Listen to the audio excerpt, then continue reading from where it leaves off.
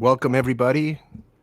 Welcome to another Watches episode of the Rich Buddy Live Show and Talking Watches. Merry Christmas. How's everybody doing? Right on. Thank you guys for joining us. I guess some of you have some free time on your holiday like I do.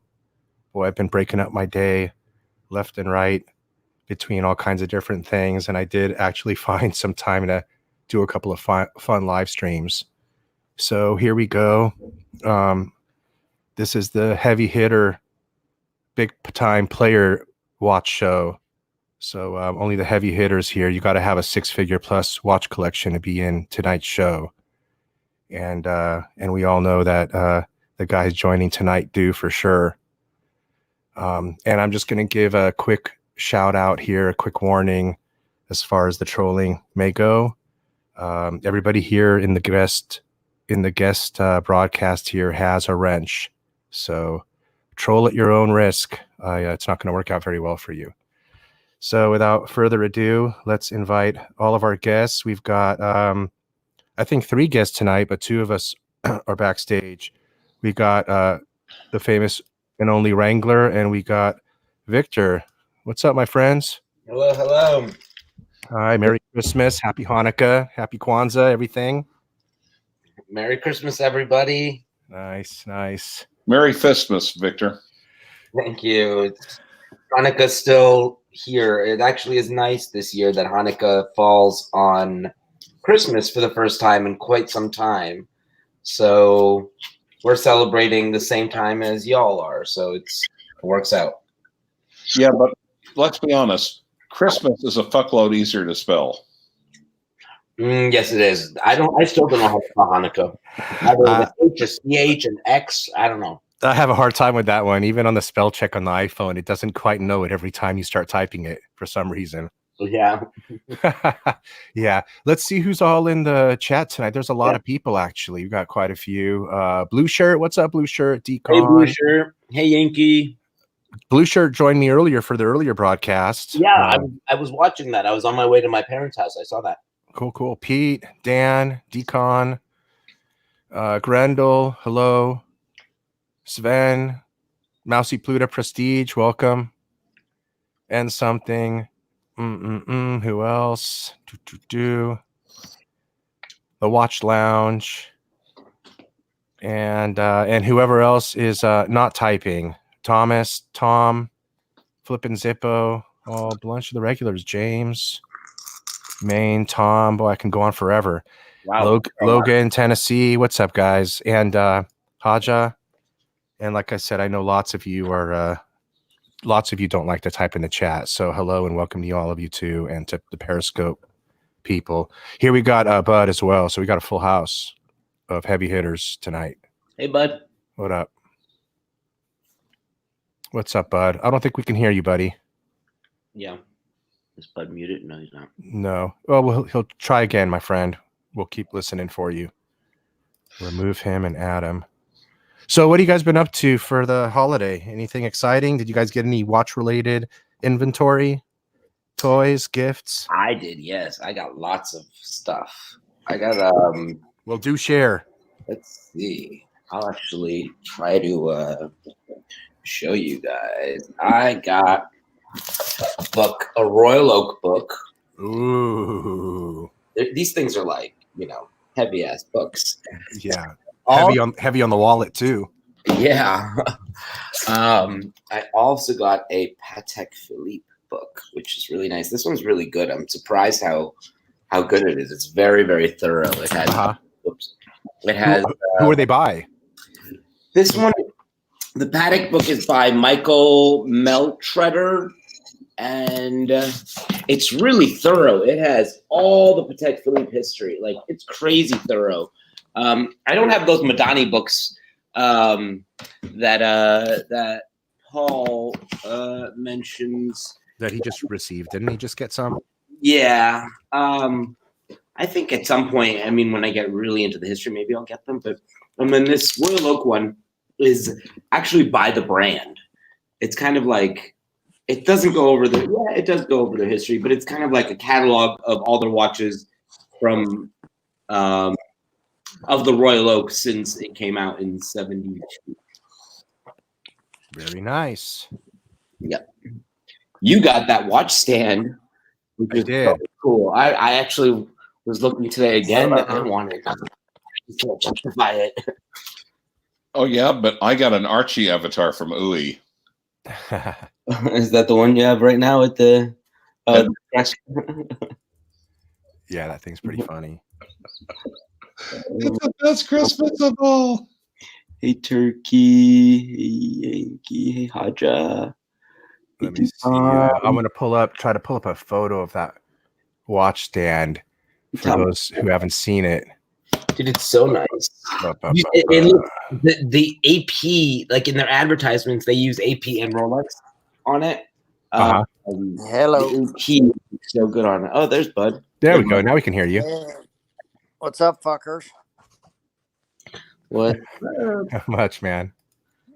Speaking Enjoying of Christmas, how about you? Merry Christmas. Bud, did you get my picture from earlier that I guys? From... And happy Hanukkah. Thank you. Bud, did you get that picture of the watch stand with your watch on it? I have shit Wi-Fi, so I probably. Okay, I sent it to the group chat. It's cool, buddy. We understand. If you come in and out, we'll figure it out. Yes. But give Dr. BBW his phone back. What's that? Give Dr. BBW his phone. Can you guys hear me okay? Yes. I can hear you. So there's that watch stand that I got. It's so nice. It's shit. What? I'm sorry. Yeah, your Wi-Fi sucks, but it's not so bad. Let's see what happens. We'll see what happens. Hey, yeah. So what do you guys think of that watch stand? It's pretty nifty, huh? It's gorgeous. Hey, it really is gorgeous. I don't think you can hear us. Trigger on it anyway. If you like are raving about it and you really like it, I might put a trigger on it. Yeah, I am. I'm definitely raving about it. The quality feels as good as it should be. And I mean, look at it. It looks pretty schmicko on that with the watch on it there, doesn't it? Yes. Looks gorgeous. And I've been playing with the idea of getting a Bluesy. I know. I was just about to ask you. Yeah, I really love that Bluesy. And when you were talking about the story of... What's that? When you were talking about the story of how you chose the Bluesy, that's kind of like why I like the Bluesy. Like, it pops. It like, you know, it kind of, it's like, I don't know. It's the most like, it's kind of like an attention-getting watch without being a fuck-off watch at the same time. Right. And you can tell this was a daily wearer for me for a couple of years. Look at the edges on it, how sharp they are, but how they're a little bit nicked. Yeah. Because I use this. I dove in the water, in the ocean with this, you know. And they don't have those 30 dials anymore. So if you ever want to get rid of that piece, like ever, I mean now. Well, especially with the blue 30 dial. That, I mean, oh, that is nice. Yeah. It has the correct diamonds too. It has the ones that are not in the settings, you know, they're invisible setting and it's round. So it looks good. I don't like. Oh, you've pointed that out before. Yeah. There's something about that dial that I like because of that. You know, you guys know what he means? You know what he's talking about, Clivers?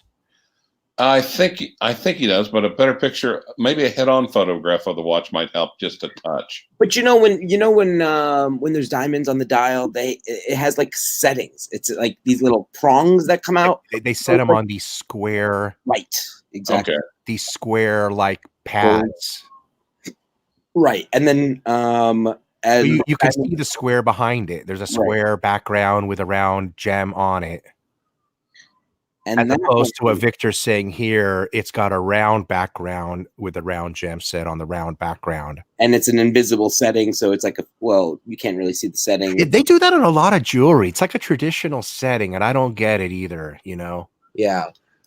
I don't get it either. It probably saves them $5. Right. Well, I feel like it's expensive to set it that way because what's it actually being held into? And they could only do it on the dial since it's enclosed, I'm sure. But it's probably like a gold leaf, something so thin. I mean, I'm not a jeweler, but I mean, yeah, I know it's gold, whatever it is. Let me get to my computer. But yeah, so basically, I think a lot of the Datejust have that square setting. Yeah, that's the only one I've ever seen it in. This is my wife's magnificent ring. Check this out, guys. But you know what happened? She was bummed because all the paperwork says it's the right size, but we know it's a size too small because it won't fit her. But look at this sucker, man. I don't know if it's gonna show the shine on this thing. Wow, it's just wow. She was happy this Christmas. Please tell me that's not your wife's hand. That's pretty funny, buddy. That's pretty funny. But look at that, huh? Woo! Look at how the diamond just sticks out the top. That's gorgeous. That's a beautiful setting. You picked it out and everything? Yeah. Beautiful. Wait, so she just saw it today? She just opened it today? Uh-huh. Wow. Lucky. Bud says he's backstage. Look at how the rock just hangs in there. Isn't that crazy? Yep. And then let me get Bud backstage. And then I found I'm gonna do a WikiLeaks on the Wrangler here live on air. Oh, wait a minute. I didn't even mean to. Where's Bud? I don't see him. Oh, wait, there he is. Hold on. I discovered a video of the Wrangler, and here it is. Hold on. Yeah. You got me? Hold on a second. Let me figure out where I got to do this. It's in the photos. Okay. Oh, here's the Wrangler. The Wrangler was caught approaching Archie Luxury's secret palace because we all know Archie Luxury is a multi-billionaire, and so here he is appearing for the last live stream. This is the Wrangler, your cardinal.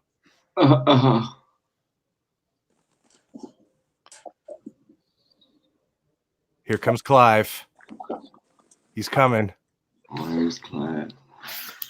He's gonna step out that vehicle right now.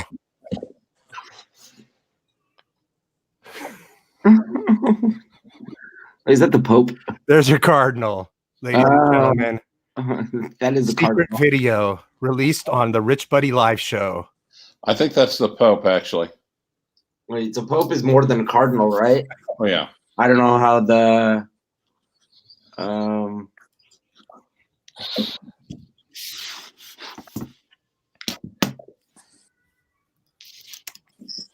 So what do you guys all saying here?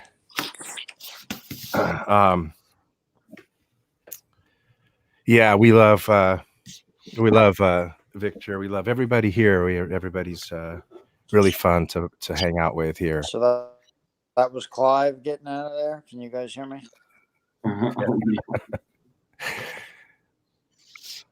So what about you, Bud? What'd you do this Christmas? Did you exchange any gifts, or are you going to save that for when you get home? Oh, he can't hear me. Yeah. You want to ask him for me? Yeah, I can hear you, Bud. I can hear Bud, but I don't think you can Bud hear can me. hear What? me.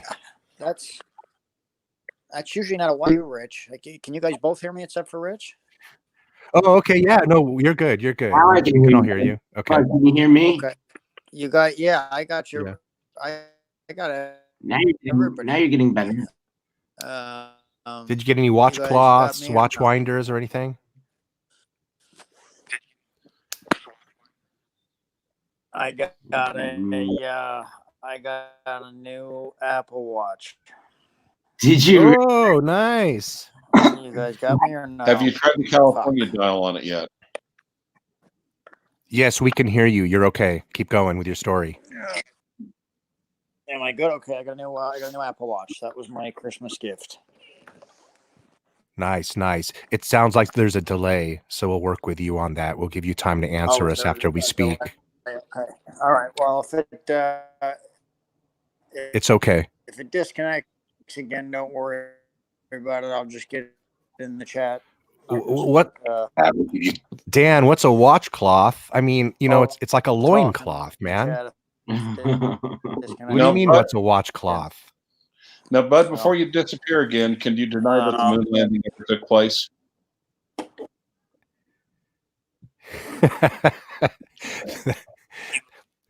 That's you know what, Bud? Were you involved in Watergate? Don't answer if you were.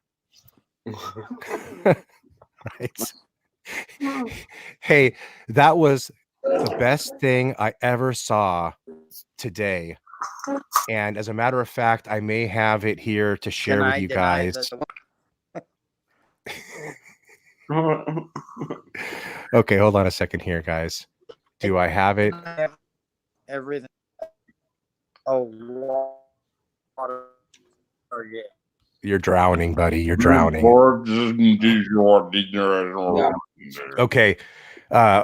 Clive, that was so hilarious today when we were both on the crappy channel and you hopped off on Archie's channel. And then you said, he said to you, Archie says, Rich buddy, he's the greatest guy on planet Earth. And then you said, he's on the crappy luxury channel right now as we speak. And then he just goes, oh. And then he goes on to the next subject. That was so damn funny. Did you guys see that? Not familiar. No, actually, he stayed on for a couple of minutes after the live stream ended today, and I don't think he liked what I told him. Ooh. Oh, what'd you tell him? What you? What he's talking about? What I was saying? Being on the crappy channel. Did you tell him you were on the crappy luxury channel too? Well, of course not. I'm not an idiot. You only throw other people on the bus. Well, yeah, because that saves me from being run over by the bus. Do you see how that works? Yes, I do see that. There was an interesting comic that my son showed me the other day, which showed a man standing on a plank that was teetering off the edge of a cliff.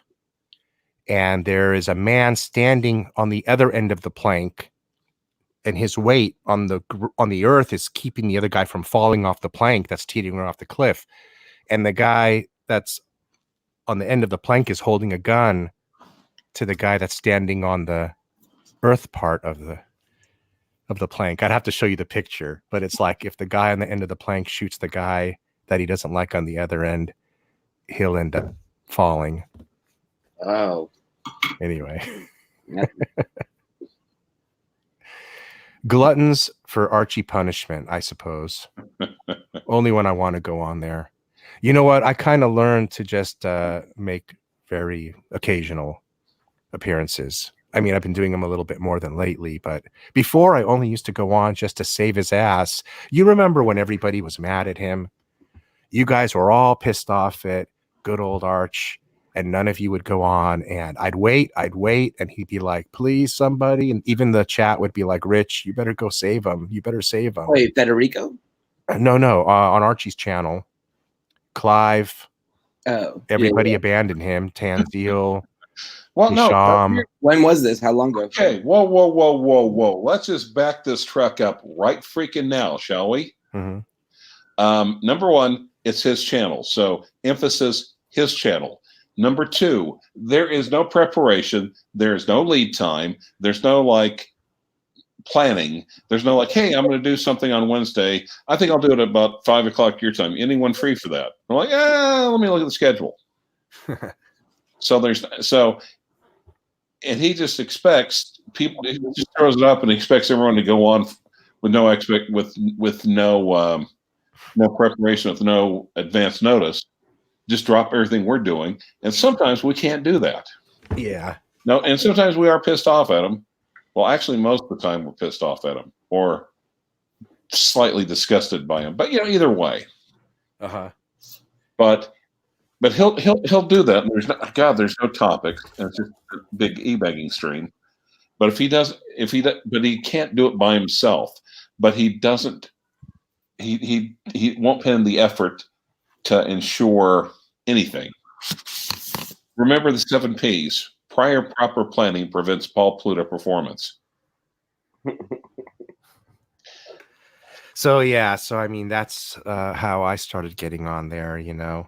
Tanzil's the one that invited me to come on there. Got him to get me to go on there at first. And Mousy Pluto pressed. It's not, and sometimes you get burned out. So sometimes I'm telling Victor, "Hey, Vic, you go on, I'll go on." So Victor, psych. Yeah. Also there and then troll him in the comments. I enjoy trolling him in the comments more than I appear. I know you do. Oh God, I love it so much. Yeah, Clive at the beginning, Clive was pushing me to go on and being like, "Go show your new watch. Go show your new watch."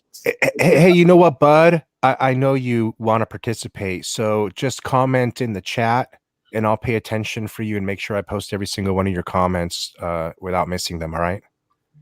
Let's see here. Let me go through some of the comments.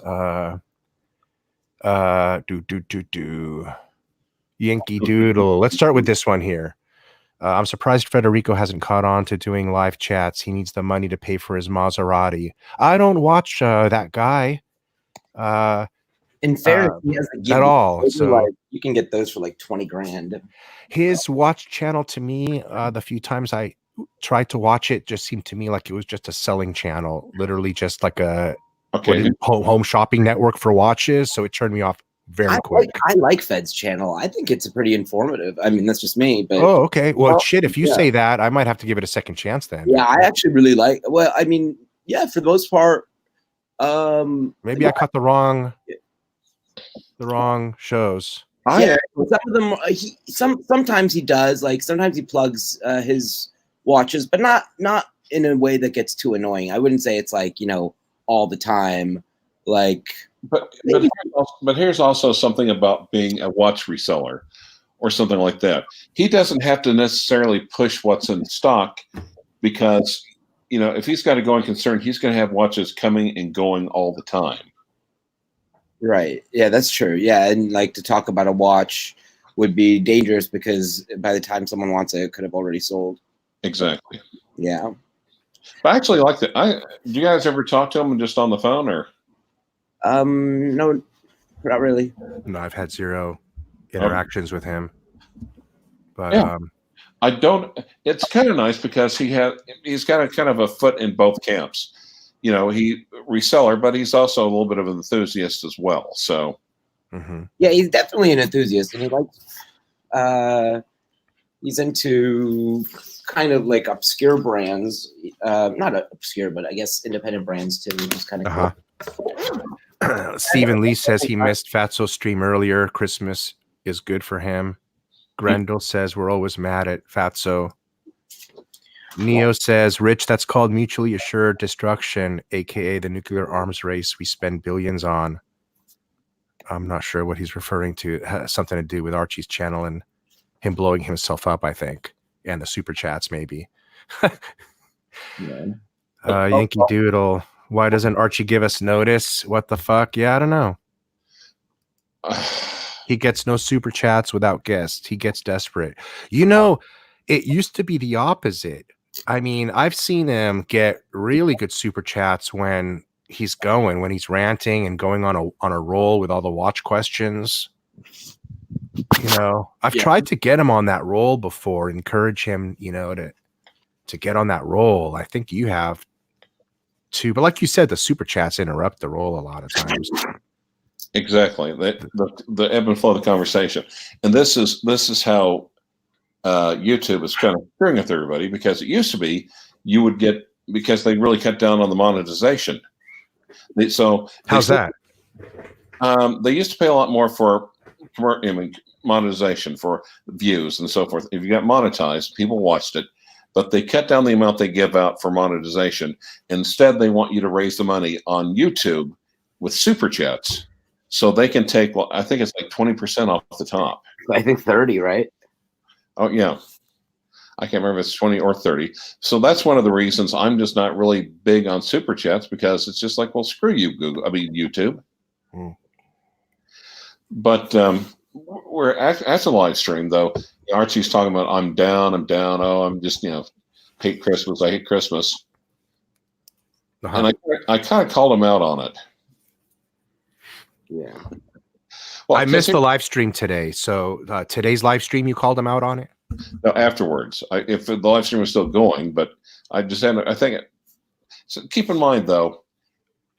Archie, you're on YouTube. You're showing the gifts. People will send you chocolates. Rich, Kenny Wins sent you a big chocolate watch.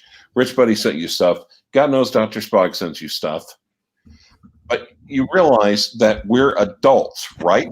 Christmas, getting gifts that's for the adults to get stuff for the kids. Very true. You're not a fucking 5-year-old girl. Well, you are a 5-year-old girl. And then he did mention that that he gave like alcohol and cigarettes to his children, which to me doesn't seem like the best idea. First of all, just from a parent, but second of all, doesn't one of them have like a substance abuse issue? Like, it's not the best. I didn't even catch the alcoholic cigarettes.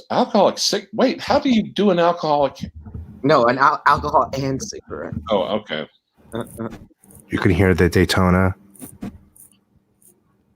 But that's one of the. Of course, I've said Archie is very lazy, a little greedy, with an overwhelming sense of entitlement, and it's just like one of the things. He's just mad because he thinks he should be. He still thinks of himself like an 8-year-old at Christmas, where I guess Papa Pluto bought him a really nice, expensive dinner, but I guess maybe he thinks that he should just wake up in the morning and go in his like footy pajamas, and there should be a Christmas tree with like 20 presents for him. Sorry, son, it doesn't work that way. We're the adults. Grendel says, Vic, don't try to understand Archie as a father. You don't have rocks for brains. I guess we're not in the same tree as Archie. He's trying to say, hey man, don't you all go start bashing Archie. I don't like anybody bashing any of my friends. And again, I don't like to get in the middle of stuff. Well, no, but that's just the way he is. But no, that said, I could kind of understand to a certain degree why Archie is where he's coming from, because I've got a micro channel, and every once in a while someone will send me stuff. Uh-huh. And it's nice, it's flattering, it's everything else. But if they keep doing it, after a while, you start expecting it. Right. And that's the part that scares the crap out of me. I don't want to get to the point where I expect it. I just sit there and or I think I should just turn on the camera and people will send me stuff. No, right. And I got Archie that as a nice gesture because it's the first year he's invited me on the channel, and I know a lot of people try very hard to get on that channel, and so I it's just like a thank you, and I try to talk him up as much as I can, and he is a gentleman. He is a gentleman, and he is classy. He's a very classy guy. I'm going to be honest. I think he's a very classy guy. He's a very stand-up gentleman. Mind you, the Archie Luxury is his stage act, and what he does for us is all for good fun for us to entertain us. But yeah, that's my portrayal of him. What are you guys wearing today? I'm wearing the Breitling, man. I am wearing my jumbo because you saw the picture that I sent you, Rich, of my Daytona. The pusher, for some reason, came off. So it looks like an easy fix. I just don't want to do it. Whoa. What came off of what? The pusher. Like, when you're unscrewing a Daytona, it popped off. It looks like, I didn't lose any parts. And it looks like it's an easy fix. And Let me work on getting a picture up while you guys are talking. Go ahead.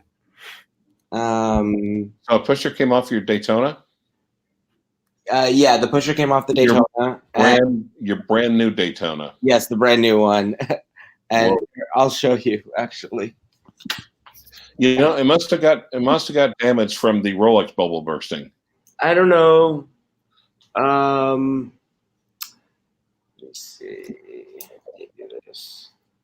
So do you see the top part? It like popped off, and it's here. Damn. But it's an easy fix. I just don't want to do it myself because. Well, it's under warranty. You shouldn't have to fix it yourself. You literally spent like over $10,000 on a freaking watch. Yeah. Exactly. So we'll see what happens. I'm not even going to take it to the AD tomorrow. I'm going to take it to a watchmaker because if I take it to the AD, they're just going to send it in. They can't do anything. They're not going to touch it. So it depends on the AD.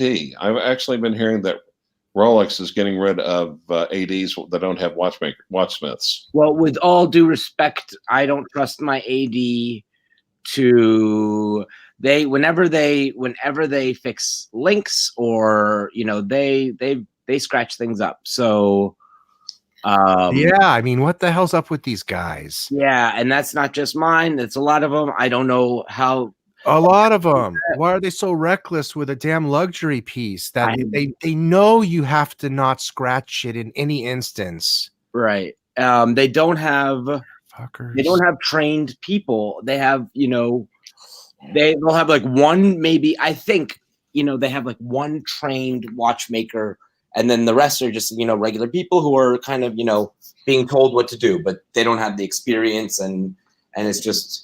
And I don't think the watchmakers, I don't think they're collectors. I don't think they realize, that you just every little scratch matters on a new watch for us collectors. Okay, now go down to the next one, Rich. The next comment? Yeah, from Dan Radke. That's not a bug, it's a feature.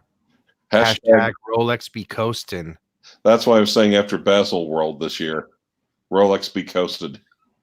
Yeah. Yeah. Neo says, I hope not. Damn, Vic. Yeah, Logan says, good move on the watchmaker, making sure you can trust them to work with a 10,000 plus piece. I mean, so Victor had a problem with that pusher coming off on that Daytona.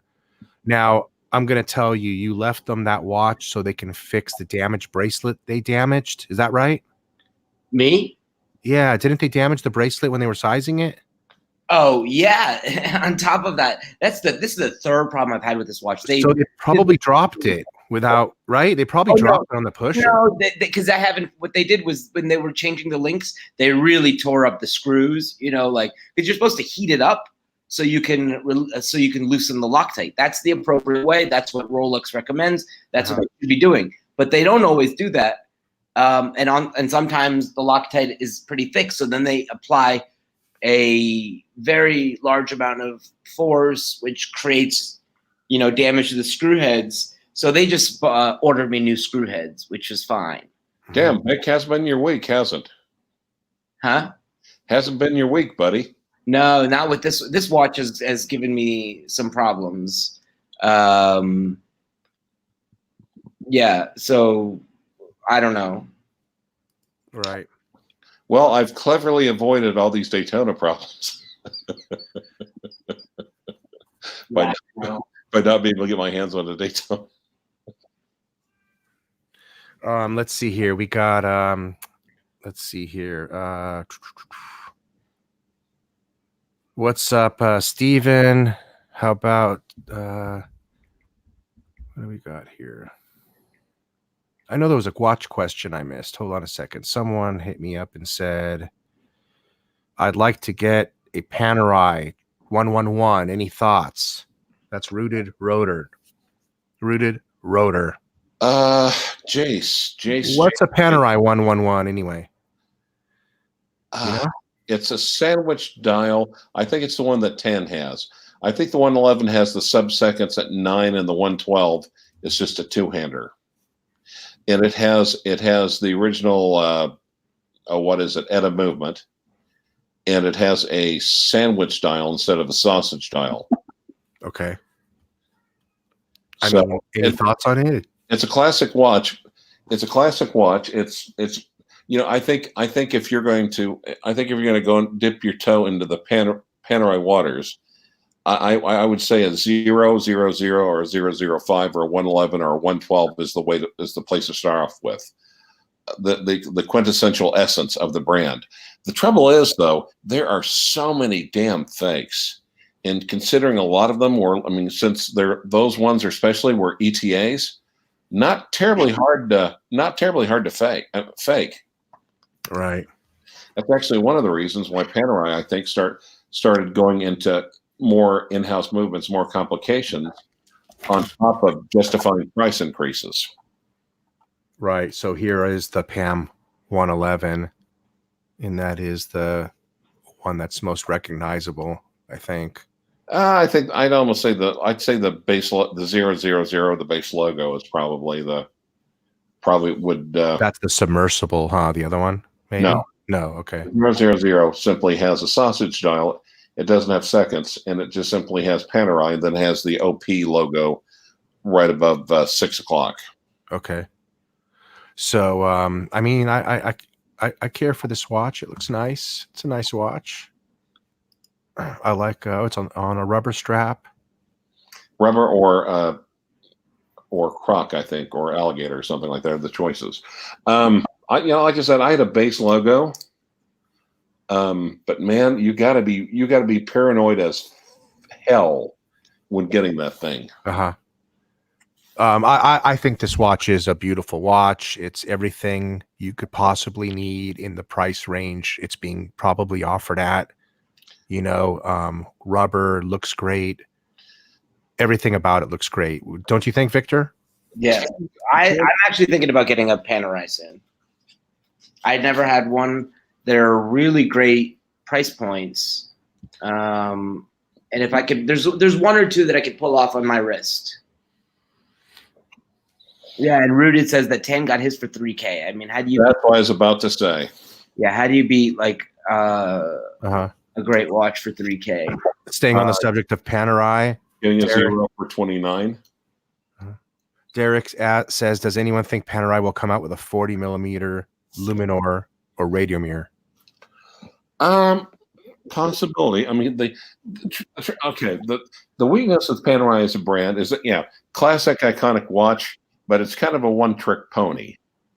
Yeah, it's like the pony show. They keep trying to come up with different iterations of the pony show, but you can only do so many things with one pony and one 40-year-old woman. Yeah, I mean that's the same thing for AP. They got the Royal Oak. I mean, they're trying to do other stuff too, but AP at least they have the offshore, and at least they have, the other stuff may not be as popular right now. Right. But the millinery, they also have other pieces. Yeah, the millinery, the Code 1159, the Audemars jewels. Well, I don't even know if they know that. The jewels. Yeah, that's the jewels Audemars I was thinking of. Actually, if I could come across one of those jewel Audemars chronographs for a good price, I think those are fantastic looking freaking watches. Mm-hmm. They're interesting. I don't even know. Do they still make them? I think that I don't know if that line is still available. I don't think so. Yeah. Hey, Clive, you're a little bit more clever at figuring out riddles. What does this one mean? He's trying to say something here based on me saying Archie is classy. Wait, one. What's the riddle here? Rich buddy plus brain equals nuts. Squirrel nuts. I don't know. I'll leave that one for John Galt. Who is John Galt? I'll have to say that I knew he was a literary character, but we never read the book that he's in. You never read anything by Ayn Rand? I never heard of that topic. Never heard of it. No. I took all that stuff in college, but I was on the business campus side. We had to take just the minimum requirements for literature. Gotcha. The minimum. Let's see. Let me see. I'm trying to. People are like, slow down. Yeah, I agree. When I say I plan on getting it, I don't plan on getting it right now.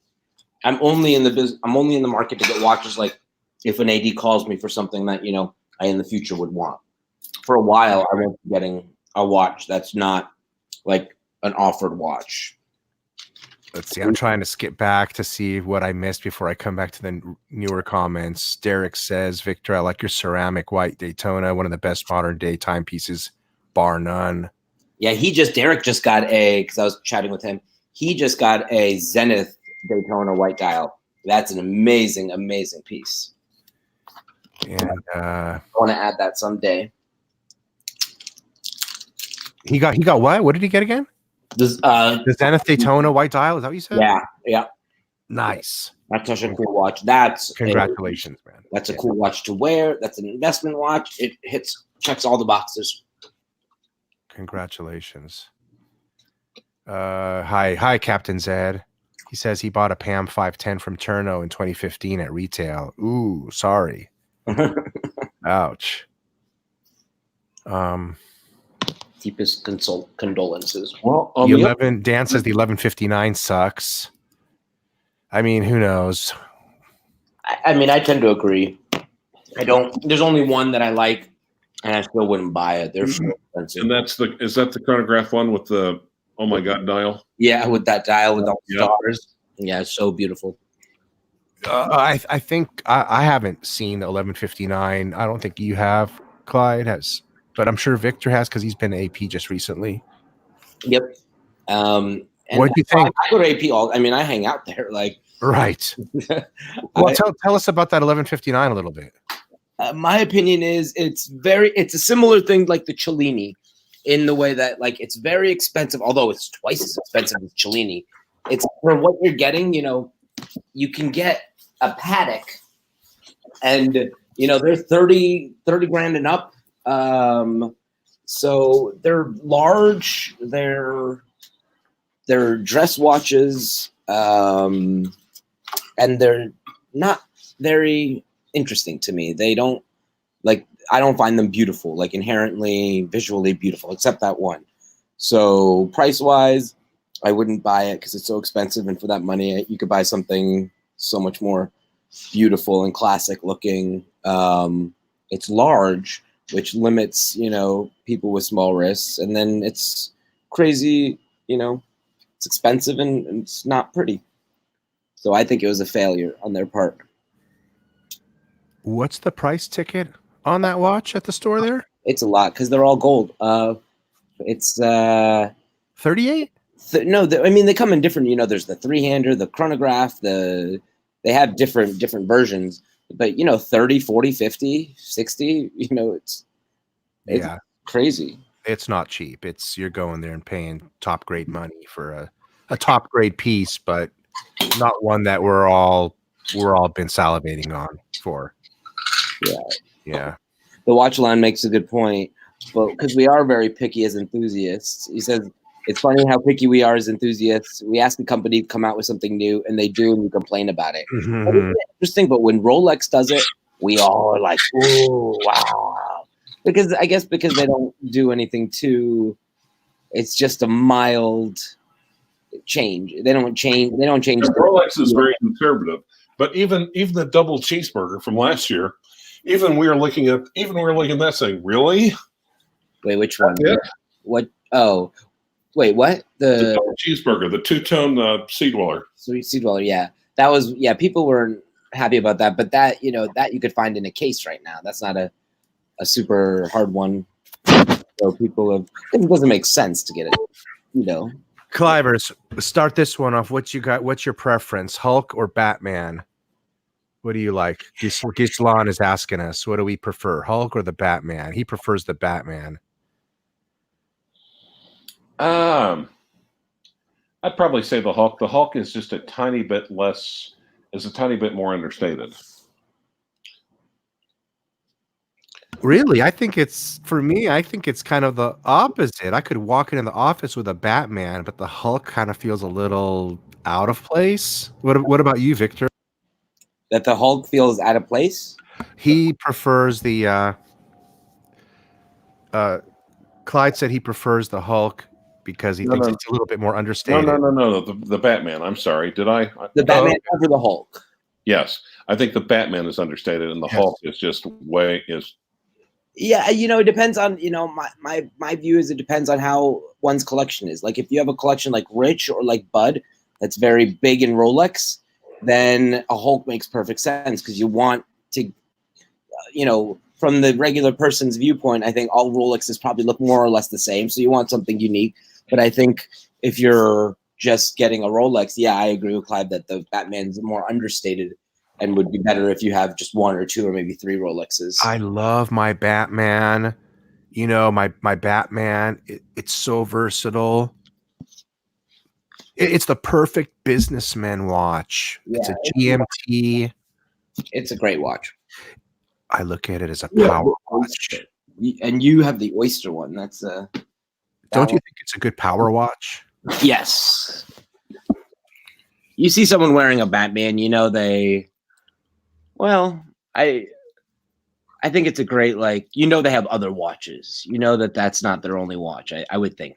Well, I would take if I was. I think the Hulk is more of an outlier. I would if I had a smaller collection. I think the Batman would be more essential, more basic, I guess. Yes, exactly. It's like the black sub versus the green sub. Black sub is so classic. It should be the first one a person gets, but then when your collection gets large, some people want funky and want watches that are, colorful and interesting. Now, Captain Zed kind of agrees with Han Danes, A Star Wars Story, that he prefers the root beer GMT over the Batman or the Pepsi. And as a matter of fact, he just pulled the trigger on one, so he could have gotten either one, and he got the root beer GMT. It's a beautiful watch he has too. I'm going to say this, and I don't know who's going to agree with me. I think most people will not agree with me, but I'm going to say the Bluesy is more beautiful than the root beer. I like the blue and the yellow more than the rose and the brown combination. Well, that's like saying you like pancakes more than waffles. I grant you that's retarded, but I guess theoretically someone could like a pancake more than a waffle. Maybe if it had the right amount of blueberries, possibly, theoretically. Theoretically, but you're right. Most people would like a waffle more. A waffle is better. Yeah, waffles are awesome. There's a great waffle place here by the pier. Oh my God. They make chicken waffles and all kinds of stuff. But people love, don't get me wrong. I think the root beer is beautiful, but some people are saying that the root beer is like the most beautiful Rolex around. But I think I think the brown with the rose gold, it goes particularly well. I love the root beer one. I was telling Captain Zed, that's one of the watches I've been wanting. He got it.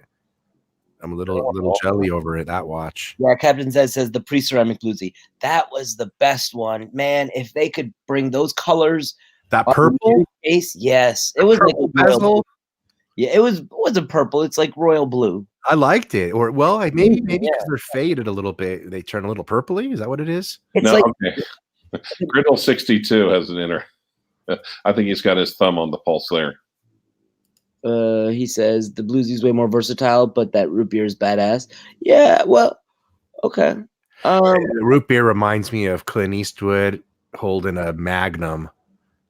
That's the Clint Eastwood watch. Wait, he wore a root beer? Oh, back in the day, the original? Yeah. Well, and I think it would, for a lot of people, just depend on what kind of mood you're in that day, which one of the two you'd take.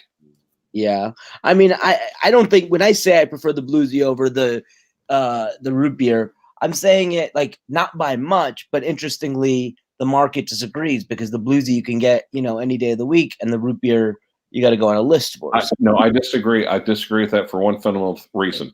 They have been cranking out variations and iterations of the Bluesy. Oh, right, for years. Yeah. Yeah, so everyone who wants it probably already has it. Yeah. Imad says, I have both, but the Bluesy is Bluesy is loud. Bluesy Yeah. is loud. And some people hate the Blues because they think it's the car salesman Rolex. You'd have to be selling some hellacious cars to get a Rolex like that, though. Yeah, man. I mean, there's no skating around it. Okay, the damn Bluesy ceramic, modern ceramic with the super case is expensive. It's expensive. You I know thought we were talking about skating during this podcast. what? Nothing. Oh. You're always so quick with the whatever puns. People are asking what the panel's thoughts on the 2020 Rolex price increases. I saw for me, when I heard about it, I was like, oh shit, I heard 7.4% or 10%. And then when my AD told me that it was true, but they didn't say any numbers. No, mine basically, I went in like, right before the holiday, and they said no. It is. I think it's like 3.4%. Yeah, on average. And Mark did a video about it, and it's true. I saw the list now. It's on average. They're not that bad.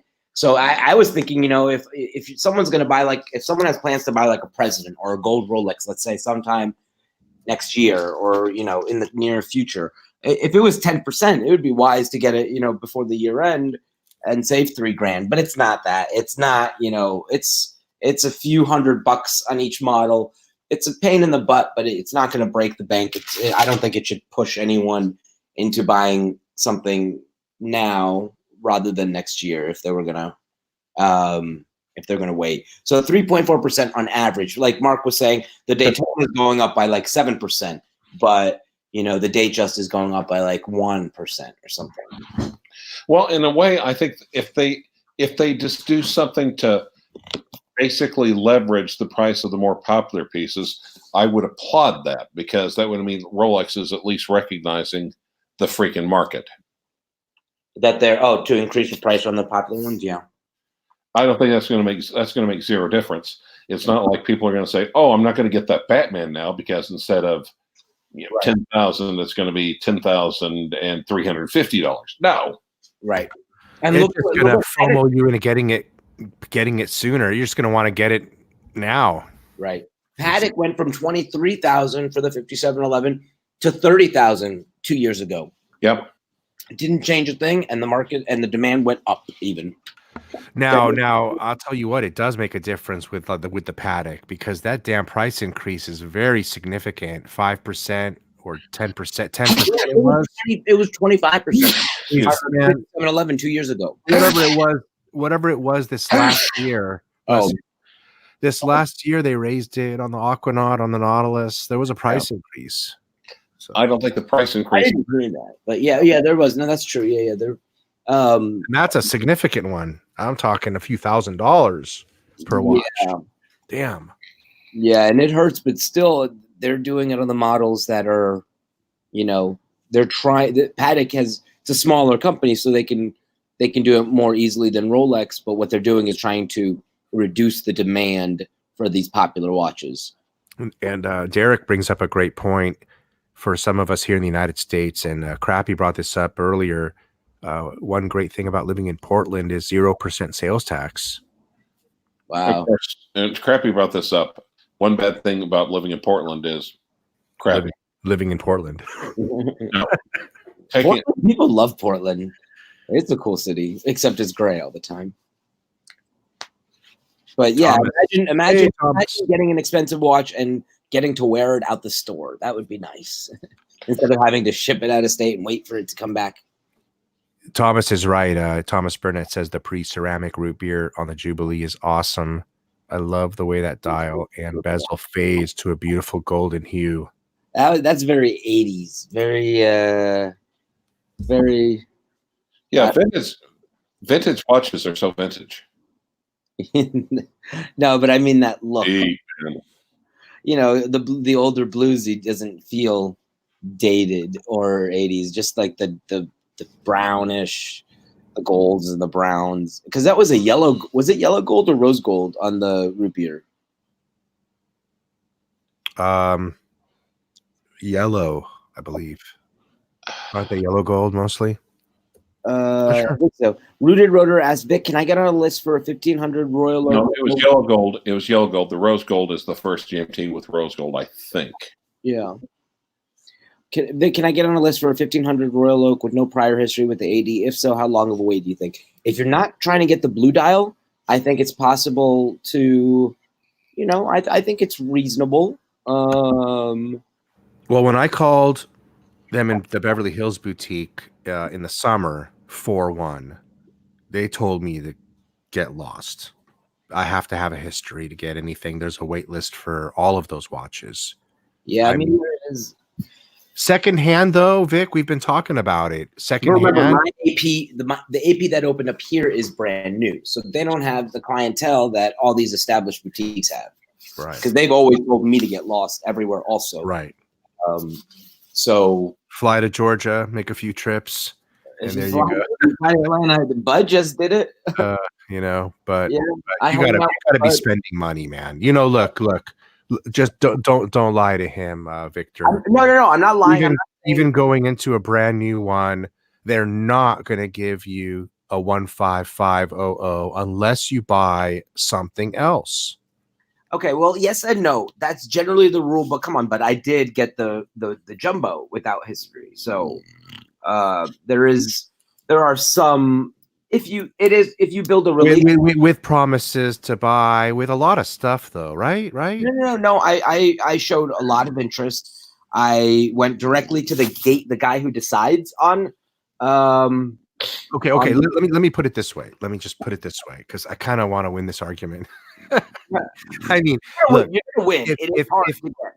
Look, if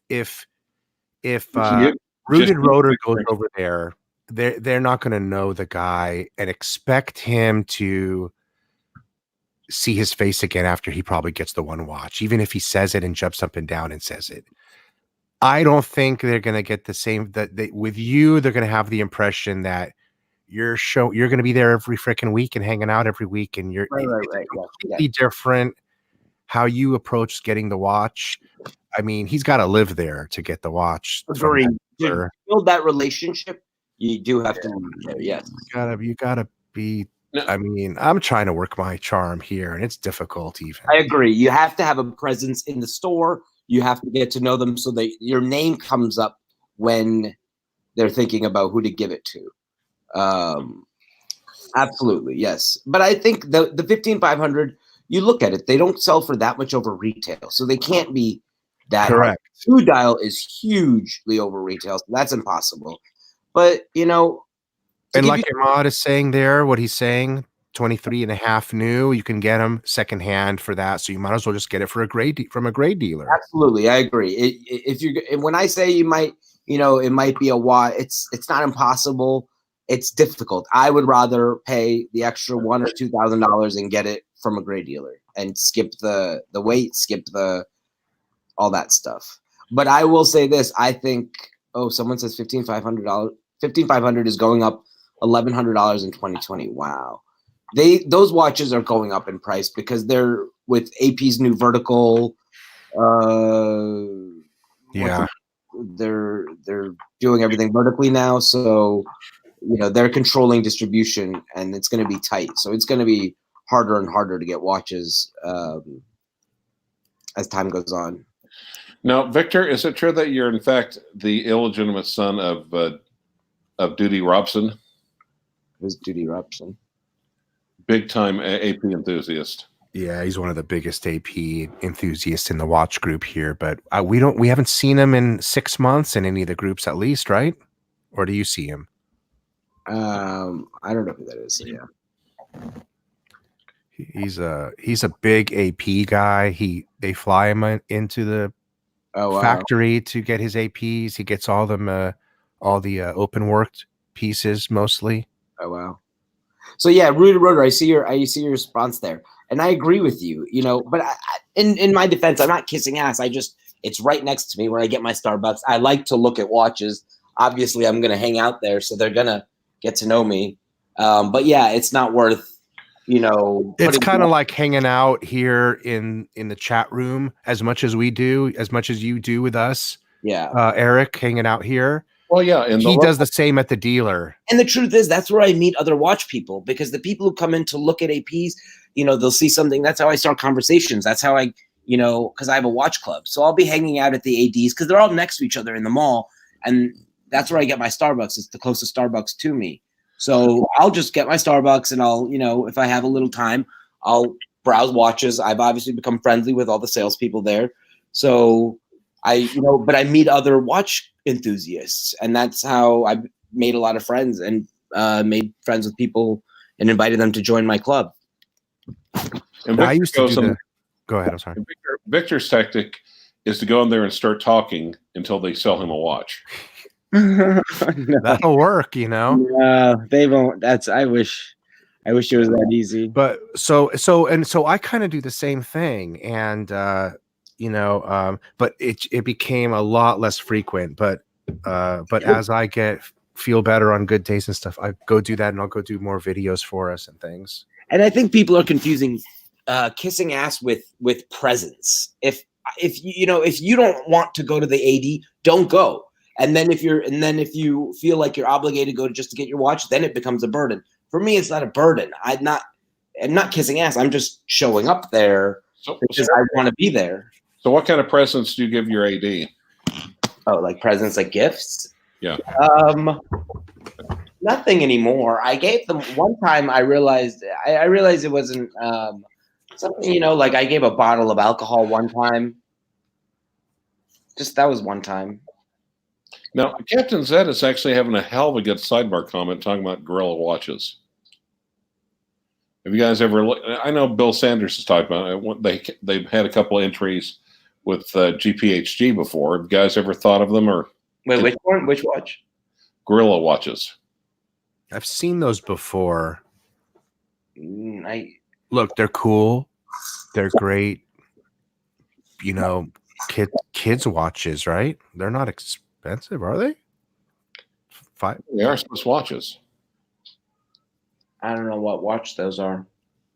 I don't mean kids watches. I mean like, entry level Nomos type, which people often associate those with like a college level brand. Interesting, very vibrant designs. I'm kind of looking at them now. So yeah, $800. It says Gorilla watches are owned by someone who worked for AP.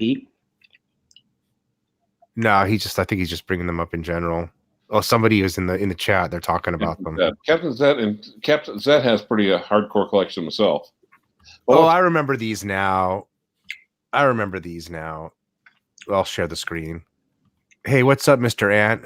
You're always coming back from lunch. Except last time you were, what the hell were you doing? Surfing? I think you were surfing. Gorilla watches. Here you go. They are pretty cool. They're fun. Oh, those are cool looking. Yeah, they're fun. How much are those? Like $800. I literally just said that. Oh, wow. That's an interesting way to position for a watch like that. To position at 800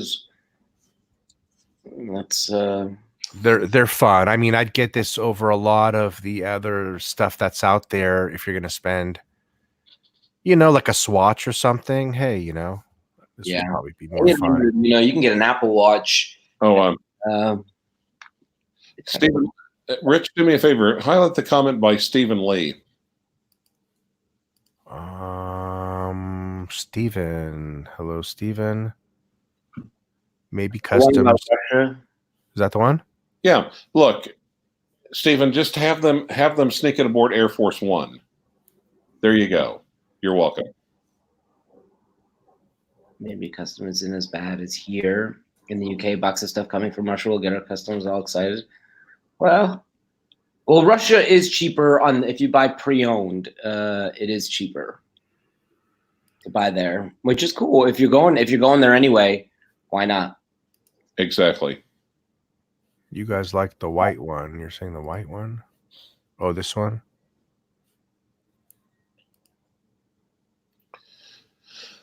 Pretty cool. At least they're doing something inventive. At least they're doing something halfway compelling. Something that doesn't look like every other watch out there. scratch resistant, semi-glossy white ceramic, amplifies the fastback's distinctive bezel design. Black luminescent Arabic numerals set off the matte white dial, providing optimal contrast for day and night legibility. Yeah, it's nice. You could see the hairspring right there in the front, huh? The mainspring. Is that? Or Is it? Isn't it? Or is that just a design? I thought it was just a design, but I wouldn't be surprised either way. Yeah, that's a really big hairspray. Yeah, it looks rather thick. Right, yeah, probably just a design. I like this one. That one's kind of cool.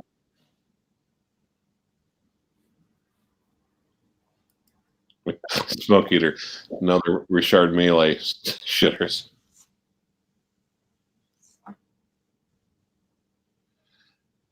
Hey, that's cool, I'm not sure if it's a brand for big time players to be talking about, heavy hitters with $100,000 collections, but it's cool. Well, yeah, but on the other hand,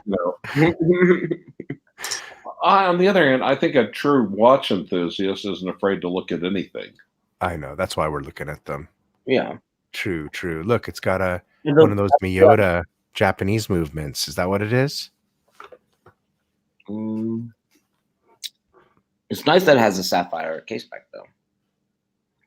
Yeah, the Japanese movement, right? I think Bill Sanders has reviewed this movement or the watch. That is interesting. Well, and like I said, one of their designs was heavily featured in GPHG. I can't remember which category. Yeah, and look at the look at the rubber strap, how it's integrated. It looks like you could be getting some value here. 1,500. No, Rich. No. No, is I'm I'm just wondering the price. Should they be more like 11 or 8, or are they priced for the market about right? I'm not so sure. And something says, yes, that one has a Miyota, but the Wandering Hours has an ATA movement. The Wandering Hours, that's the one he was mentioning he was liking. Right. Is that going to be a I don't see a Wandering Hours. Maybe it wandered off. It wandered. It's a wanderer. I like the Bandit. The Bandit took out the Wanderer. Hey, you know what? They're not bad looking. I'm all for these. The straps look like the Nike Apple straps. That's and, the same thing. When we're talking $1,000, does the movement really matter? It's true. And it's got a decent movement regardless. Apparently, I'm not a movement expert, but I think I do recall Bill Sanders saying it was a decent movement. Executed. Partially finished. Cool. Nice. All right. I think we looked at a different brand, guys. Was that so hard? Not so hard. Actually, one of the things on my channel that we did was a bunch of us, myself and Hisham and Tang, we would just go and look at, peruse different watch sites, look at their entire catalogs. That's what we would do with Rich, too, before, like FP Jorn and... Yeah, we'll do that once in a while. Yeah. I was going to do that today with Patek. We'll do that another day. I do want to do one where we only talk about the Aquanaut because I'm interested in getting that watch, and where we just focus literally only on the Aquanaut. And I know you and Bud have one, and you have one too. All three of you have one, so you guys would be the only guests on the show. Let me know before you want to do that show, and I'll. But in all fairness, Rich will have to take you off your own show then. Yeah. Standards. Yeah, but I'm the one who wants one, you see. So I'm the one chasing the Aquanaut. So, and then what I'll do is I'll couple it with a little interview, or not an interview, but I'm going to go recently hassle my dealer for it and get some new information as to why they're not giving it to me, and maybe I'll You got the share. stuff? You got the stuff? You got it? You told me you have it by now, Matt. I know. And then maybe I'll come back with a dozen or so photos of watches there, 20 or so photos at the Turnos, and we'll do a little session on the Aquanaut. That'd be fun. From Tourneau, right? That's just such a huge place, so it's hard to get watches from there. Yeah, and they just got bought by Bucher, whatever they're called. What is it? Bucherer. Bucherer. Okay. Yeah, isn't that impressive, Mr. Ant? Everyone has an Aquanaut here except Ma. And Bud. Bud is here. He has one. Ooh, the Aquanaut travel time. Starchy Poverty says, I'm the 5th on the list, so it'll be about 3 years, I'm told. Oh, that is a great watch. The travel time. Who's going to get that? Starchy Poverty. Oh, man, you're 5th on the list. Oh, man. Good luck to you, man. I hope you get that. That is going to be beautiful. Nautilus and an Aquanaut. Shit. Shit. Though I've decided going forward, I'm not going to be discussing new watches that I buy on streams. Sorry, guys. Why is that? I got some advice that it sometimes invokes jealousy. Yeah, so I don't know. I don't know if it's true or not, and it shouldn't be, but I could see the point. I can see their point. Well, the only reason to discuss really nice watch is to infuriate Archie Luxury. Yeah, but I don't know. I guess I don't know. I think over here, that's what we talk about. So maybe not on other places, but you know, I don't know. It shouldn't bother. Yeah, it's like in the real world, just don't go around telling everyone, look what I got. I got a new Rolex. Yeah. New Rolex. That would be like a complete douchebag move. But if you go to a watch forum and say, hey, I got a new watch, it probably, I mean, in my mind, it shouldn't, but yeah. We like to share. Starchy Poverty, you checked a week ago, bought 3 Omegas and a Blancpain, Blancpain Barracuda. Get on the list to get there. To get on the list. Woo! Oh, that's a lot. Over the last couple of years, I think he's saying he's probably bought. Oh, okay. Probably bought that. Probably would make sense. Okay. Well, congratulations. You know, you're buying that Blancpain is a great watch. That Barracuda, I like that one a lot. Yeah, that's the 50 Fathoms. Yeah, that special edition Barracuda. Everybody loves that 50 Fathoms, and I hate to be the detractor, but that watch does not do it for me. I know. I don't think it's a bad watch, but not God. I hate the special edition game. In general. Yeah. That is like country of the highest order, really. But their price is what? It's like $12,000 or something. Yeah, it was something. It's up there. Barracuda? Think so. Yeah. Starchy Poverty says he bought the Ultraman, Apollo 11, and Speedmaster Trilogy. Oh man, those are watches I'd want to buy, even if I wasn't being promised the other watch. Right. Yeah. Man, yeah, I want that Apollo 11. You ever watch Ultraman? 11, 370 pounds. I never did. 13, 14 US. Yeah, that's a lot. It was like the Mighty Morphin Power Rangers of the day, like the 70s. Ooh, Omega Dark Side or Gray Side in the 6K range US is tempting. Is that pre-owned? Because I forgot about pre-owned. Yeah, that's the Dark Side of the Moon that's my favorite Omega. Well, Omega can't. I don't think they can do a watch without making a special edition anymore. They just can't do it. Yeah, I agree, and I disagree with that method. Gotcha. James says he's been digging 2 tones to add to his root beer 16713. Started looking at older AP Royal Oak tantalum and gold 36 millimeter references 14790s. What do you think about that, Victor? Yeah. James Kahn, he's a regular viewer. Oh, yeah, Help him out. What do you think? I love that combo. That tantalum is like a very talk about that, and I'm going to be right back. I'm just going to check on the kids real quick. All right, while you're talking about that watch for him. Yeah, that watch is like I love two-tone. I don't know. I love that it's out of fashion right now because they go for so cheap also.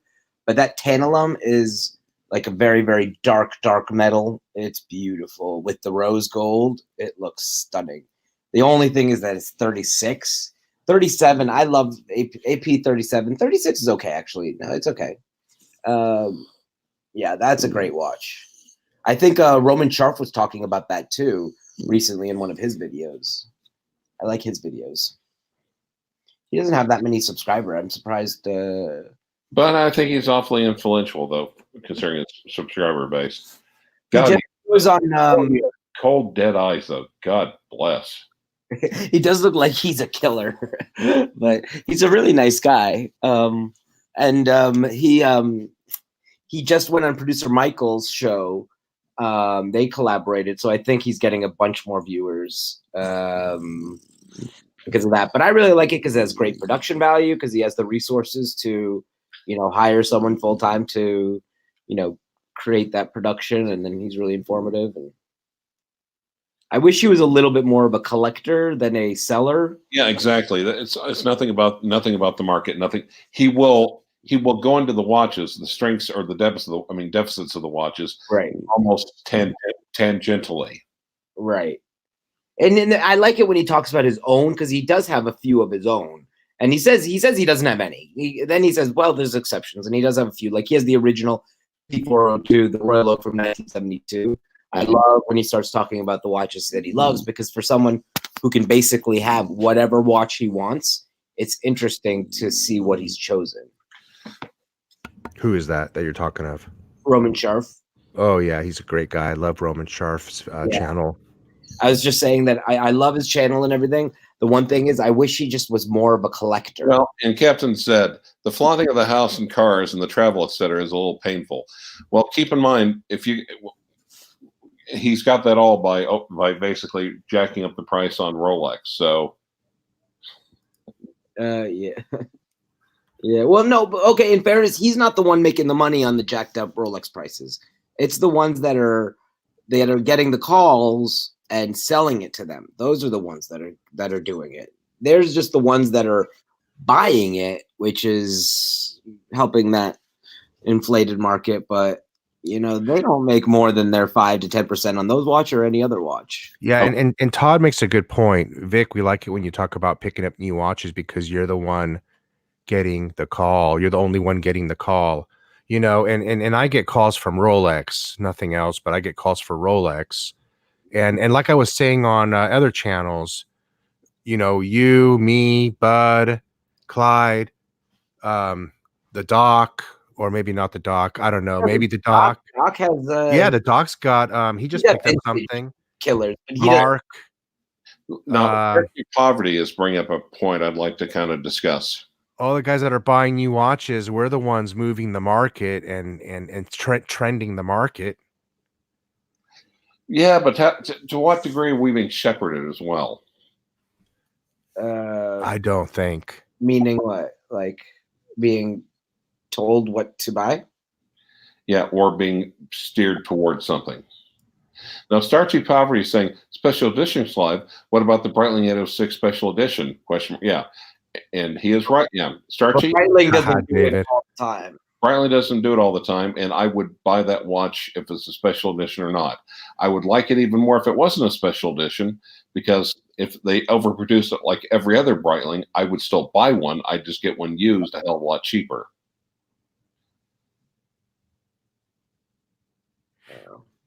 Yankee Doodle, I agree. Never pay retail except when retail is cheaper than the secondary market. So basically the rule is pay as little as possible for the watch that you want. And you know what? And Captain Zed makes a good point, and one of the other guys as well too. The flaunting of houses and cars and stuff is a bit painful, and Yeah, I Yeah. don't know if that's how that's relevant. How that's relevant, right? But I don't watch those videos. I skip them. Crass. Yeah, I Yeah. don't either. Yeah. Or sometimes he'll go like to Hong Kong or something like that and go to a watch show. I could care less that that he's going to Hong Kong, but what the other dealers are doing, or what's going on in the market generally, maybe. Well, the Hong Kong one's really good though. He's showing you everything backdoor there for the watch show. Yeah. You mean? I Yeah, care more about the watch show than the location. Oh, I see what you mean. More of that, less of the other. I see. What about that guy that flaunts that MR2? Fuck.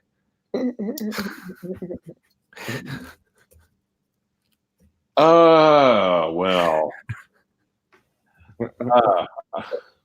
You're right, because Two-tone bluesy. Marty's asking two-tone bluesy or Yachtmaster 40 two-tone thoughts. I'd go bluesy.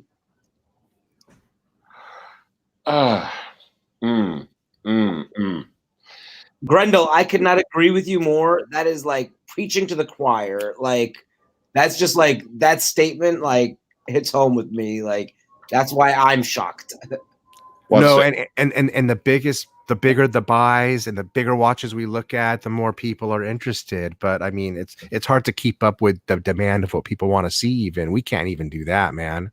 But hey, we have enough in our collection to at least talk about them and keep interest. And there you go. Yeah. You know, some people don't even have watch collections, even one watch, and they have watch channels. So hey, it's not all about one has everything. one watch. Huh? One has one watch. Wait, who has one? Wait, I'm not sure which one. who? Crappy? No, we didn't say it was crappy. He has a watch, right? He has the Victorinox, I believe. I refuse. I'm not going to really answer that question one way or the other. Okay. I'm not sure why he's refusing to answer that. Yeah, I don't know. It's okay then. He's not a forbidden subject. He was just on my show earlier today. He was, and Blue Shirt was. Oh yeah, Blue Shirt was too. Yeah, I saw that. He was talking. I caught a part of it. Blue Shirt was talking about his Explorer one. It Wait a really minute. made me want one. Yeah, I think I was on Crappy's show too, but that was yesterday. Man, these 2 days are melting together for me, to be honest. You know, which is good. It's like a 2-day long Christmas, so it's kind of nice. Yeah, I've enjoyed it. I was with family. Been celebrating Hanukkah since the 22nd, so I've been enjoying these holidays. So while everyone thinks I've been like moping or something, don't think that. I've been actually having a very nice time with my dog and my family and my friends. Yeah, we're all like you. We have plenty of things going on besides being on YouTube. Yeah. Although I do enjoy it. I mean, I could talk watches all day long. All day long. As everyone knows, probably. Yeah. Decon says, I love alcoholism and I love Christmas. They go hand in hand. They really do. Did you see that Bud was up last night? When he Yeah, the last thing that he sent, Rich, where he was singing. No, I didn't. I don't think so. The little video, I didn't watch that it. little video, you didn't click it? Oh my No, god. I didn't. Yeah. I think it's still there. Maybe I'll click it. He was drinking. If it's still there, go click on it. It's no problem. But it's a Bud that we're not used to. that's funny. Last night we watched Chevy Chase, National Lampoon's one of the vacation movies. The Christmas Vacation one, the one where the cat gets burnt up under the tree. Yeah, that was great. And I think tonight we're gonna watch after the little one goes to bed. We're gonna watch the one with Jimmy Stewart. It's a Wonderful Life. There you go. Thank you. Oh, yeah. I always forget. You know why they show that? Why they show it? Why? It's because it's public domain. Oh, is it? How does that Yep. work? It's public domain, so that way they can show it for free. After 100 years or 75 years or something. I can't remember how long it is. That's great. So we could show that movie and watch it all together on the Rich Buddy channel if we want to one day. Rich and Victor should go for a world record long live stream. I think we have the record. Dude, no. You will not come close to my record. Sorry. What's your record?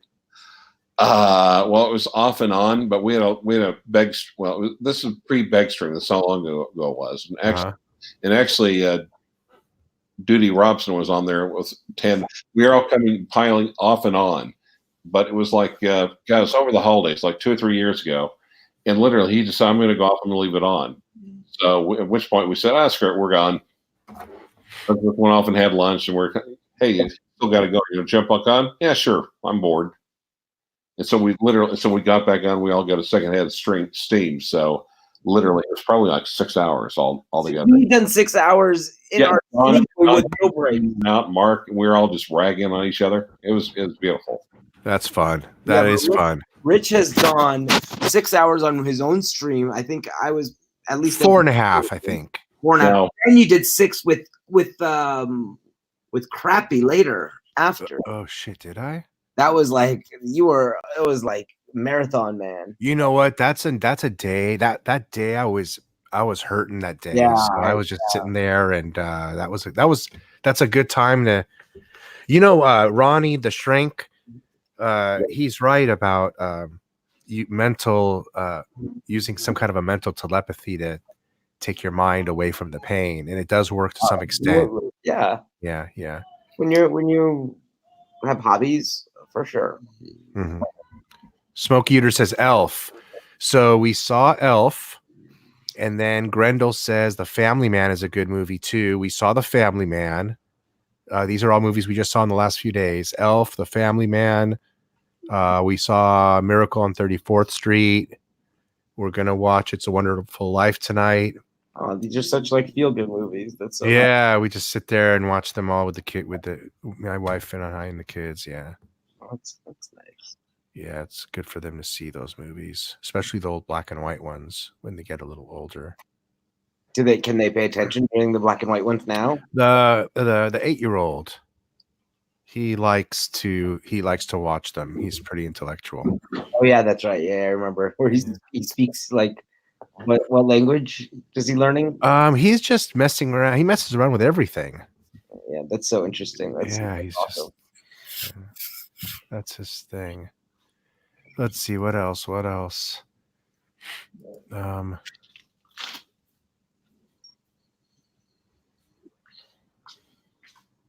Yeah, I never saw that 6-hour live stream, but Don Haynes, you know what?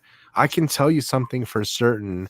All of us punters being on the Archie channel, we miss Don Haynes, and we like it when he's on because he does give a lot of great watch insight. Hotsy loves Don Haynes most of all. Oh yeah, why is that? I don't know. There's just something about him that fascinates her. He's an intellectual. He's also a bit goofy and funny. Intellectual with the watches. He was a football hunk. Was he? In the pictures? Yeah, in the pictures I've seen him show us with his college days, I guess, in football. Pretty funny. Old, pretty funny. Like early 40s, maybe 40, 30, late 30. Probably in his 40s, I'm guessing. Yeah, he's a nice guy. Yeah, he's a great contributor. Well, and the thing is, though, but he go from knowledgeable, but he has a couple personality defects. Like if he gets frustrated or tired, it's almost like a toddler.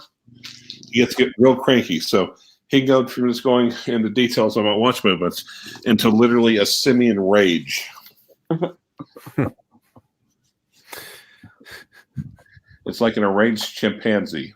God, I love it when he talks about movements, though. When you ask him about JLC, especially, and he just loves to talk about JLC and the watchmakers, and it's great. I'd love to hear him talk about AP. I don't think I've heard him talk too much about that. Nobody's really asked him too much about AP, right? His advice is AP is overrated unless you get basically Victor's Royal Oak, where they actually started putting in decent, as he calls them, decent movements.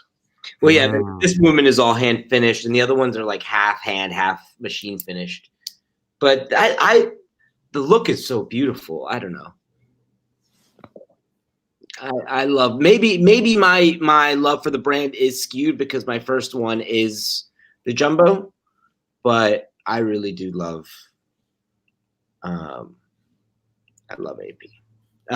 Hey, I'm gonna jump on a different laptop because I'm losing my battery. So just let me back in a minute, Rich. Sure.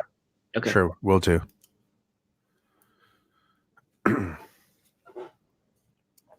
So, how about this? Are you making any watch moves, Clyde? No, still trying to cull the herd a little bit. I'm allegedly next for a Batgirl, but at this point, I'm not even sure I really want to get it. Interesting.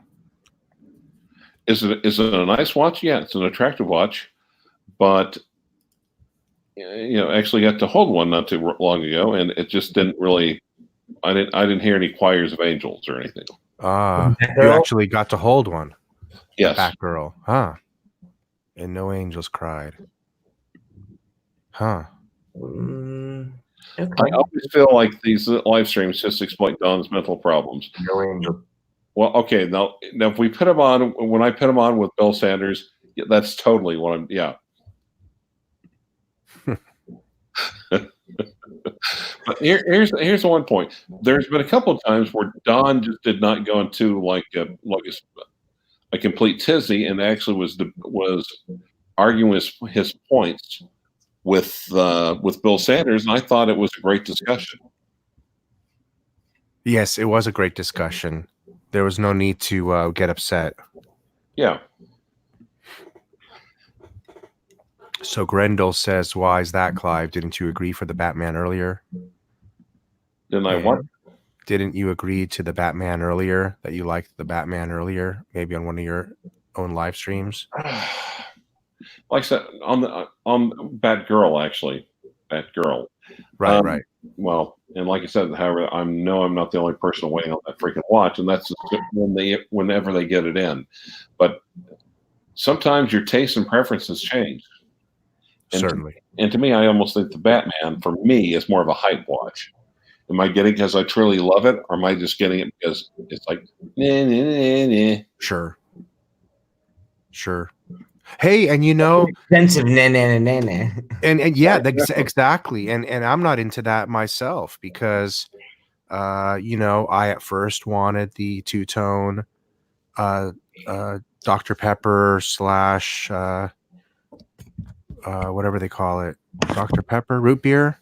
Root beer. Yeah, the GMT Rolex two-tone Ever Rose Gold. I initially wanted that GMT too, and then I changed my mind when they called me and offered it to me. I didn't want it. So For the root beer? yeah. Oh yeah. Oh, that's right. That's when you got your Daytona. Right. So, it pays off to turn away the watch you don't want because they're going to turn around and call you back for another one you might want. So don't get it just to flip it because you might be giving up your option to buy for the next 12 months. Yeah, and you don't want to. If they've offered you it, that means you're in good standing with them. You don't want to risk getting caught doing that. Well, to what point does the AD basically respect your decision? Well, he's careful, he's discerning, he's a true enthusiast, and what simply view us as cattle in the chute, or no, they don't consider it like that. Smoke Eater wants to know if does this have anything to do with Stickergate? Is that why you don't want the Batgirl? Oh, when he put the cash down for the watch and then Neo's saying, Clyde, get that Batgirl. It must be Stickergate. Like I said, I wouldn't have had the funds for the rare birds, and I like the rare birds more. Yeah. And something.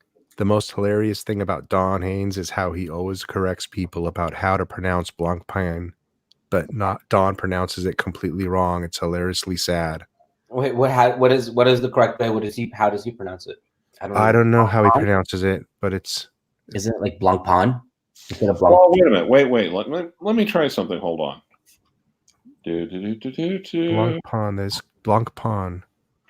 That's how I always say it. I think Except that's the right way, Blancpain. Except when I've had a couple of drinks in the afternoon, I'm a little fumbled right now from having a couple You of drinks know, a couple of I'm hours gonna ago. send him I'm gonna copy the live stream link and send it to him.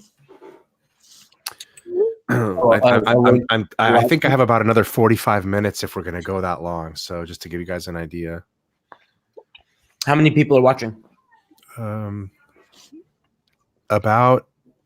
Probably about 80 people. Holy crap. Yeah.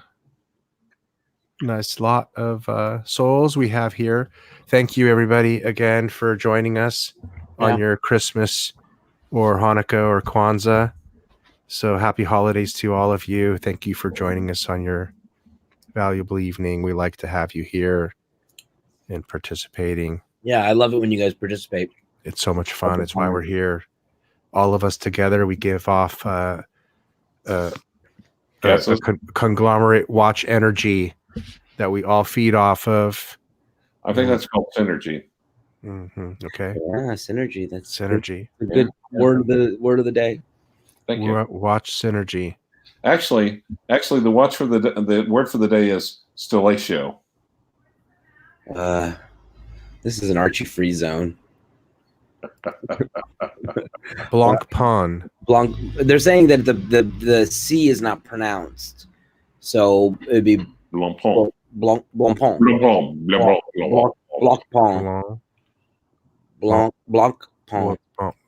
Like Mont Blanc. Yankee Doodle is asking me, Vic, how do you like the Lange work? Okay, I love all Langes for what they are, because I think watches are art and it's beautifully artistic. I can't pull it off because it's very, very big, and there's something that bothers me. There's this asymmetry on the dial where there's a jewel on one side and on the symmetrical side it's a screw, so that bothers me. And wait, hold on a second. Let's talk about what bothers you. Hold on, we need Ron the Shrink here. I'm just kidding. Hold on a second. Okay, hold on. Oh, I get that. Hold on. I'm gonna pull up a picture of it. So okay. But that bothers me, but it's not the deal breaker for me. The deal breaker is really the price. It's so expensive. You can get a datograph. You can get 2 datagraphs for that price. Well, almost. Okay, there you go, gentlemen. What bothers you here? See on the left side next to the 7 is a screw. And see on the right side next to the 52, it's a jewel for a move for, well, that's the not the minute repeater, the quarter repeater. But still, all of them have that's asymmetrical dial. Do you see, Rich, the screw on the next to the 7? Yeah. And then opposite that is a jewel for part of the movement beneath. So it's not they're different. Mm-hmm. So I see that. It bothers me, but it's not, it's not the worst, but also, it's a lot of money for the mechanism, because it's very difficult to do a digital watch like that. And I don't know, you're just getting a digital reading, and it's I wouldn't buy it if I was, if it was much cheaper or I was given it or something, of course I would love that watch. It's still an amazing watch, but it's not something that would ever be, I would consider for my collection. Good night, Robin C. Good night, John Boy. Good night.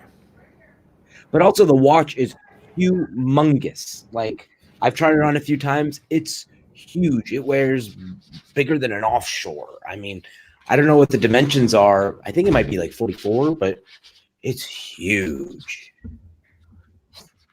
Both my boys got watches for Christmas. We got my youngest 2-year-old a Toy Story watch, and he's the one that's so into watches. It's crazy. So when he got that watch, he was so stoked. It's crazy. And then the oldest one got one from his aunt, a Mickey Mouse watch, which actually looks really cool. I like this one. This one is just cherry. Which one is that? The Lange? Oh, that's the annual, the 1850 annual. That's amazing. It's amazing. That watch is like perfect. Look at the dagger hands. Is that what these are? I think maybe. Wow, they're just wow. I love Lange. I was thinking of at some point I'll sell a watch just to get a Lange because it's just. But I don't. The thing is, it doesn't fit my lifestyle. I have no chance to wear it, but I could admire it and look at it and touch it. Nice, Captain Zed. He got his son a red G-Shock. Good for you. That's awesome. Wait, someone else got their child a G-Shock. Was it Bud? Yeah, I think Bud got. Now, what do you guys think about a vintage? Hoyer Carrera for like just a little bit under 10,000. Good night, Starchy.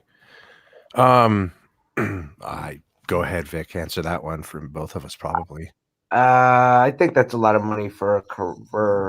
But I mean, I'm not into that brand, so I can't really speak about that particular watch. So I actually will defer.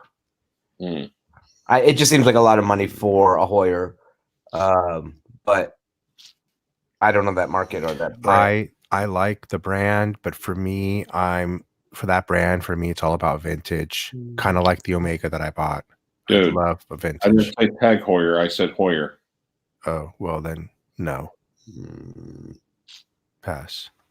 Yankees asking about would I buy a reversal? Yeah, reversal is amazing. That is vintage. Well, no, that is vintage. Yeah, Hoyer's Manual one. I'd have to see the watch, I guess. Which one is it? You want me to pull it up? I'll pull it up. Oh no, that's right. I'll just go back to my.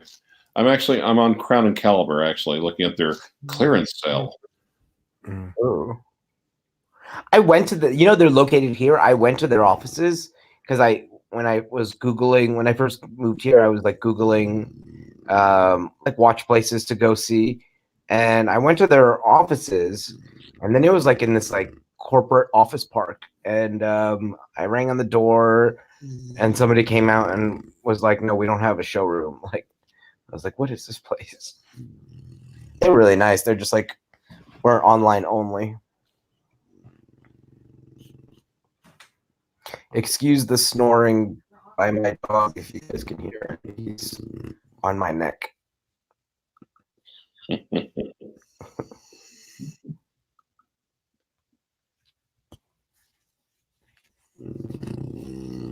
Is everybody shopping right now? You're on browsing is more like it. Maybe I need to go to Cape Town. I like browsing Cape Town Diamond. My wife just walked in and handed me some chilled champagne. Yeah. Where are they? Or New York? Merry Christmas, everybody. Let's have a drink. I'll have a drink with you right now if you got a drink with you. Cheers, Rich. No, okay. Now, Victor, you're in Atlanta, which is obviously the South. Do you do the what is it? The Black Eyed Peas on New Year's Day? Like Atlanta? Yeah. Oh no, New Year's for Russians is like the biggest holiday of the year. We celebrate Christmas on New Year's, and it's not religious. So I still have a tree. I still have everything. So we don't do it. I do it the Russian way, not the Southern way. Have you heard of the concept? Have you heard of people doing peas for prosperity? No, I haven't. Okay. Is that like what is that for prosperity? Black Eyed Peas? Mm-hmm. That's cool. Southern tradition having to do with a minor tragedy in the Civil War.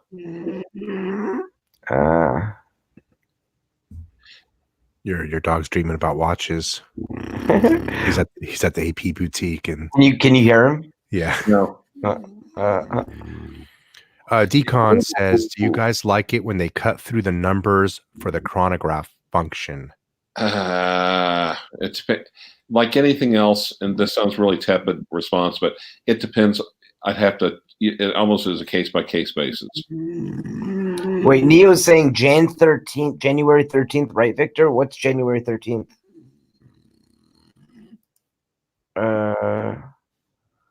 I don't know what January 13th is.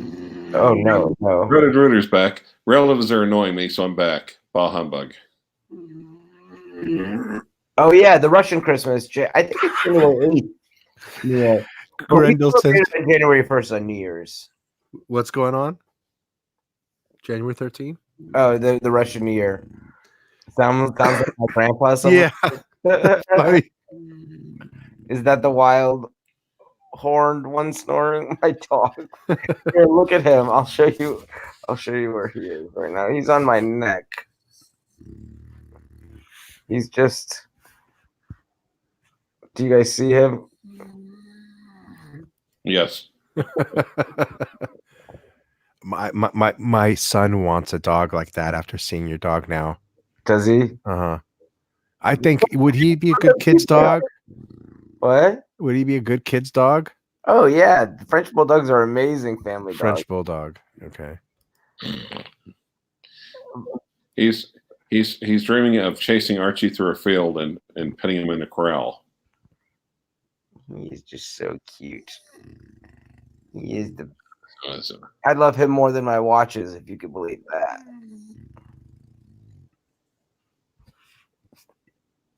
Haha, rooted rotor. He's back. Bah humbug. well, they also had the Jules Audemars chronograph, which I have to admit I find intriguing, but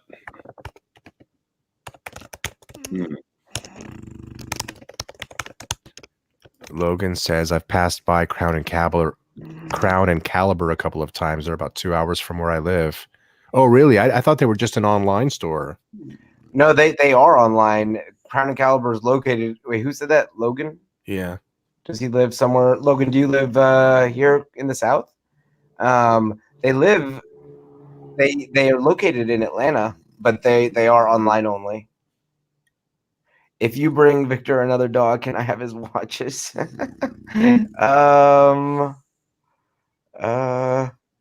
No, I love him. Oh, you're in Southeast Tennessee. Oh, where in Tennessee, Logan? My one of my really good friends is there right now. He was at the AD sending me pictures because his family's from there. So he was at the AD somewhere.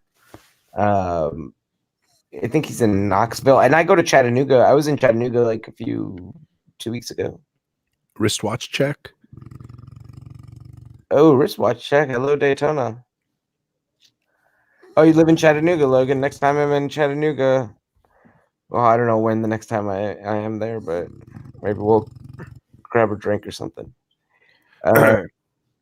Clyde, Captain Zed's telling you to look at the Jules Audemars Chronos on Crown and Caliber when you get a chance.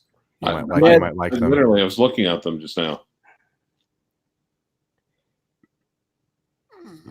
That's exactly what I was looking at. Jules Audemars Carnot. Let me see. Jules Audemars. What's up, bud? Yep, we're still going. We'll be going for a little while longer. Ooh. If you want to, we'll post your comments on here. You can talk to us through the comments. Oh, those Jules Audemars Chronos are amazing. Wow. What? What is it now? What's the what should I Google? Jules Audemars Chronograph. That was a Harley. Jules Audemars Chronograph. Ooh.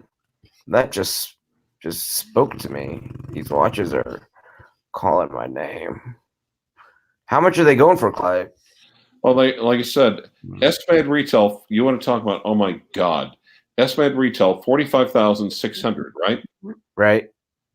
How much they've got it for? $12,200. Wow. In 18-karat white gold. Wow.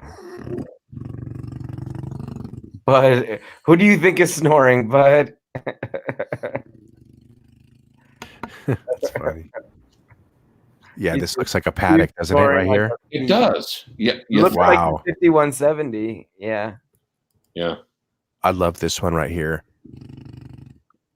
Now, which one? Oh, this yeah, one on the screen.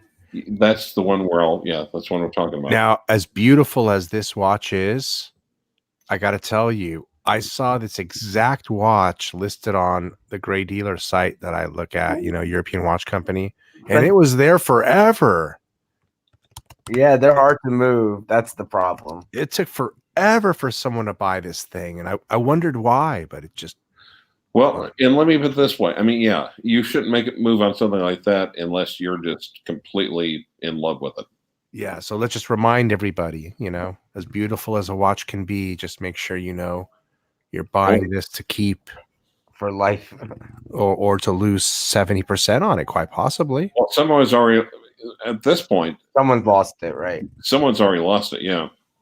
You would, in order to move it quickly, you'd have to sell it for, like $8,000, but you could sell it for what you bought it for if you wait a very long time for a buyer.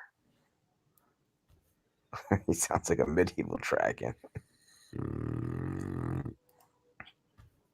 The Patrimony retrograde at Crown and Caliber. You guys need to look at Cape Town Diamond. They have really good prices. Now, where are they located? They're located in Atlanta, and they actually have a place, but it's not like a retail place. Like it's a by appointment only. Like but they have huge inventory. Their website is very, very old school, but they update it, and their prices are just very fair. Wow, All that one's classy looking. Which one? This black dial one on the screen. For some reason, a lot of these places are in Atlanta. I don't know if you guys heard of Swiss Watch Expo. It's also Yes, I've heard of them. They're there by you? Yeah, they're also here in Atlanta. They actually have a store, but it's kind of by appointment. But like there's like a showcase where all the watches are put out. Okay, I'm looking at the Cape Town store. Good Good Night Watch Lord, Lounge. who the fuck designed this page? Loudmouth Tim? It was from this is the original website from like 19 whatever. Yeah, no I kidding. know the family that owns the place. It's like GeoCities shit. Hey, but it works and it's simple and it gets you the watch, the price, the details, nothing fancy, which is, if you want fancy stuff on the watch, go to the brand's website. Oh, look at that 1815 Lange for 12,000. Ooh, Rich, you would love that. Fuck. All right. So Rooted Rotor says there's a JLC Master Reserve to Marsh Blue for 6,500. Let me check it out here. Yeah, European watch company has some amazing watches, but they're expensive. This is the one right here he's talking about. Oh, the JLC Reserve. Wow, that is stunning. Yeah, that's like the Vacheron Blue dial. Ooh, only $6,500. Wow, that is beautiful. Yes. Ooh, that is a nice watch. I love the Reserve de Marche. I like the dial. It's proportioned. It's busy. Ooh, Derek has an interesting question. What is everyone's Grail watch? I don't know yours, Clive. And Rich. I don't know. I'd really have to think about it. Mine is a Patek 5270p perpetual calendar chronograph, or the new AP ultra thin perpetual calendar, the one that won all the GPHG awards. Unbelievable. Just a fucking unbelievable watch. That AP. Yeah, that AP is. And you know what? I have a good chance. I have a decent chance of getting it at retail. Well, what about you, Clivers? What do you nowadays is your Grail watch? I don't know. I haven't really given a whole lot of freaking thought lately. I'm actually not. Some of your Grails. Smoke Eater says JLC Minute Repeater. What about you, Clivers? I don't know. I seriously don't. I haven't really had anything on the radar lately. Huh. When are you gonna fish for a Daytona? Do you don't have a feel for needing a Daytona in your collection after being a Rolex owner all this time? Bud's ready. Bud's coming on, so he's Hype watch. Hype watch. What's that? It's a hype watch. Page. Is it a great watch? Yeah. Do I look at it and I look at the pictures? I'm thinking, Media, I totally do have love, but I didn't get the one I wanted. I wanted the black dial. And you know, there's always that something if you settle, and that's like a lesson that I think we all learn the hard way. If you go cheap or get something that you don't want, it's always spend that extra money and get the one you want, or you'll always be thinking about it. Respect to you, Neo. His Grail is an Urwerk. That's a cool one. Hey, you know what? I just remembered right now. Okay. Let me see who else has a Grail watch. I'm gonna bring Bud in, and I'm gonna bring up something while Bud gets in here. And okay, everybody, here's Bud the Stud. You know this punter. He's a big time player in the watch community now. Bud, can we talk about your new watch? Yes, we can hear you. You're good now. Yeah, absolutely. Why not? Can you hear me? Yeah, Let's pull up Bud's new watch. Let's do it. Can you hear me? Can you hear me, guys? Everybody? Yeah, I can hear you, Bud. Okay, good deal. All right. Rich, can you pull up? I ain't that good. Can you pull up and introduce everyone to Bud's new amazing watch? Do I have a photo of it? Let's get one. Let's go on the website and pull it up. Hold on. I'd like to actually pull up his. Oh, yeah. Let me see if I do have it, though. I might. I wish it was in my hand so I could just show it to you guys, but, you know. Almost. With all that stuff, you got to, all that messing around, you got to wait. So. Okay, let's see. I'll work on getting the watch. Why don't you guys talk about talk and I'll bring it up. Try spending $50,000 and not being able to touch it for like 2 weeks. So over 50. For all of you that don't know, Bud came down to Atlanta to visit me, and we hung out. And Bud pulled the trigger on an amazing heavy hitter rose gold AP chronograph. Oh. I mean, it's a brick. Brick. We're talking the brick, like the fuck off watch of all fuck off watches. Like, so basically, he got his holy grail. For the purist, it's not really a brick. But Vic didn't think that I was going to come down. I tried twice. So it's a regular 41 millimeter chronograph, and it's about that watch. It is amazing. Yeah, but it was. I think you made the right choice with the 41. We'll see when you get it and you have it in your hand. But that watch is, I mean, you will get so many comments on that watch, and you'll get people who are going to hate you because of that watch, and that's a good thing. And again, guys, yesterday was, I think, I was having doubts, and Vic went down and literally took time out of his Hanukkah or Christmas or whatever, and basically went down there and spent an hour at the AP store and sent me pictures of the watch because I was unsure of whether or not I would get a 38 millimeter or 41 millimeter. And Vic went down there and took pictures and really researched it for me to make me make the right decision. So I appreciate that.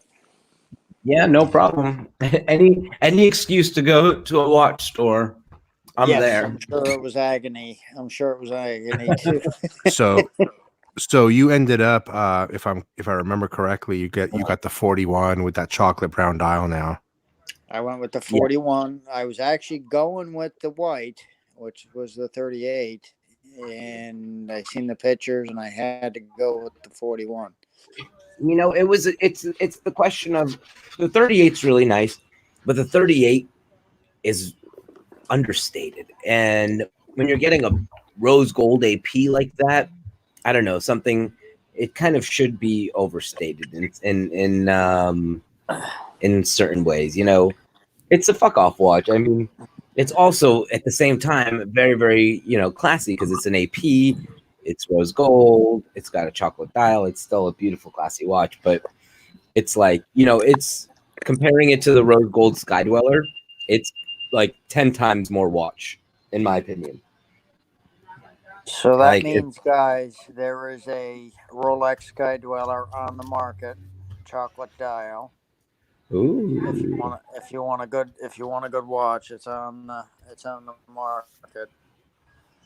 Yeah, it's also a heavy hitter. I still actually got some plastic on the clasp of this watch. So if anybody's interested, I don't have good enough Wi-Fi.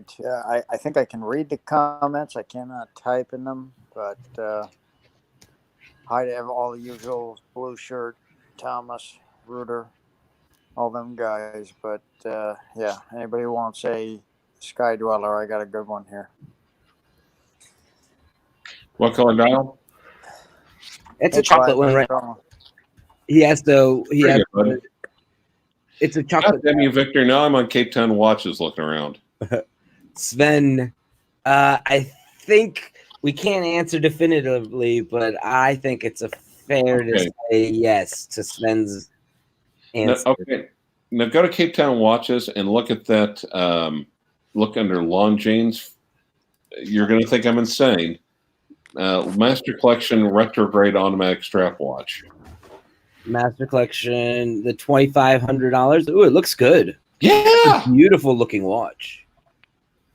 That's a very beautiful. It looks like an expensive Patek.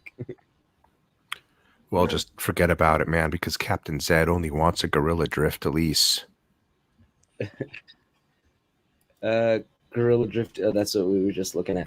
But Bud, I'm excited for you. And then Bud, once Bud gets his AP, and if he loves, I mean, I could be steering everyone in the wrong direction, in which case I'll feel very terrible. But if he loves it, then we got to push Rich to get the 15. I'm all over it, man. Which one? You need. I think the watch for you is the 15400 or the 15500. The steel one, either the new one or the old one. They're the same proportions and everything. Yeah. Rich needs a 41 millimeter.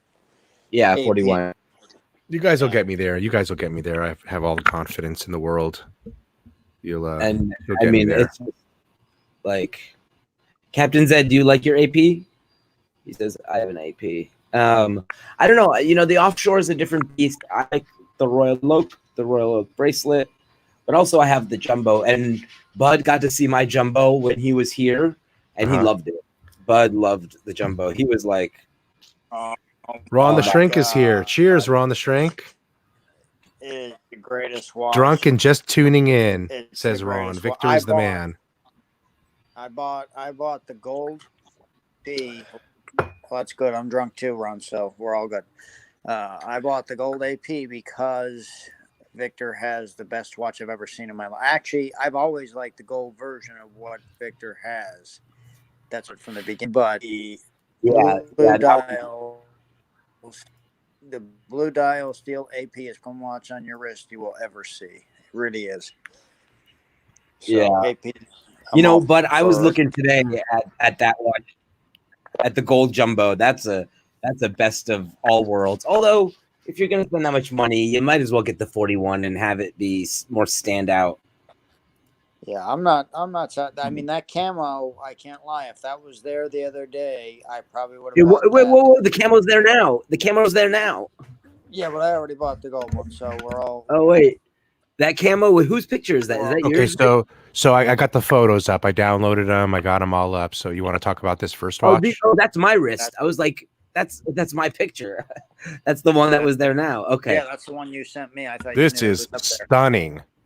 Tell us about this beautiful watch. Okay, so I actually have another friend who might be buying that watch because I sent a picture to another friend. He wants to get it. So I don't know if he's already wired the money or if he's planning on it. But yeah, this is the camo. They have one like that. They have a rose gold one too. It's a cool watch, but it's huge. Vic, is that the new one or is that last year's? That's the new one. No, this is the new one. This is the new one with the green dial. Yeah, Rude Rotor, that's my wrist. It's way too big for me. But if it was smaller, I would love that watch. I'm still working my way into an offshore. Like, I feel like I can get one at some point. When I first tried it on, I was like, no way, it's too big. But I'm starting to think, okay, so that's the 38 right there that Bud was deciding between. That 38 right there is a beautiful, beautiful watch, beautiful size. It just came out. Man, that thing is gorgeous. I love that watch, guys. It is. I love that watch. And it was a hard decision. I will say it was a hard decision but I'm not.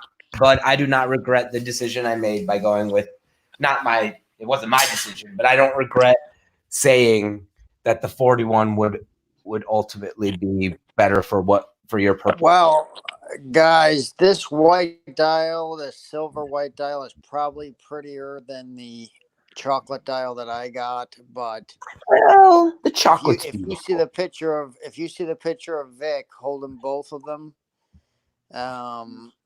it's too much of an understatement to go with the 38. And plus, if I go back on the internet and I look at 38, 39 for sale, they drop down way in price. Everybody wants the bigger model in this case. So yeah, it was just too hard to. It was a hard choice. Vic helped me make it. I'm not sad whatsoever. It's going to come. It's going to be what it's going to be, and I'm going to have the best. Oh shit! I mean, you just look- scared me.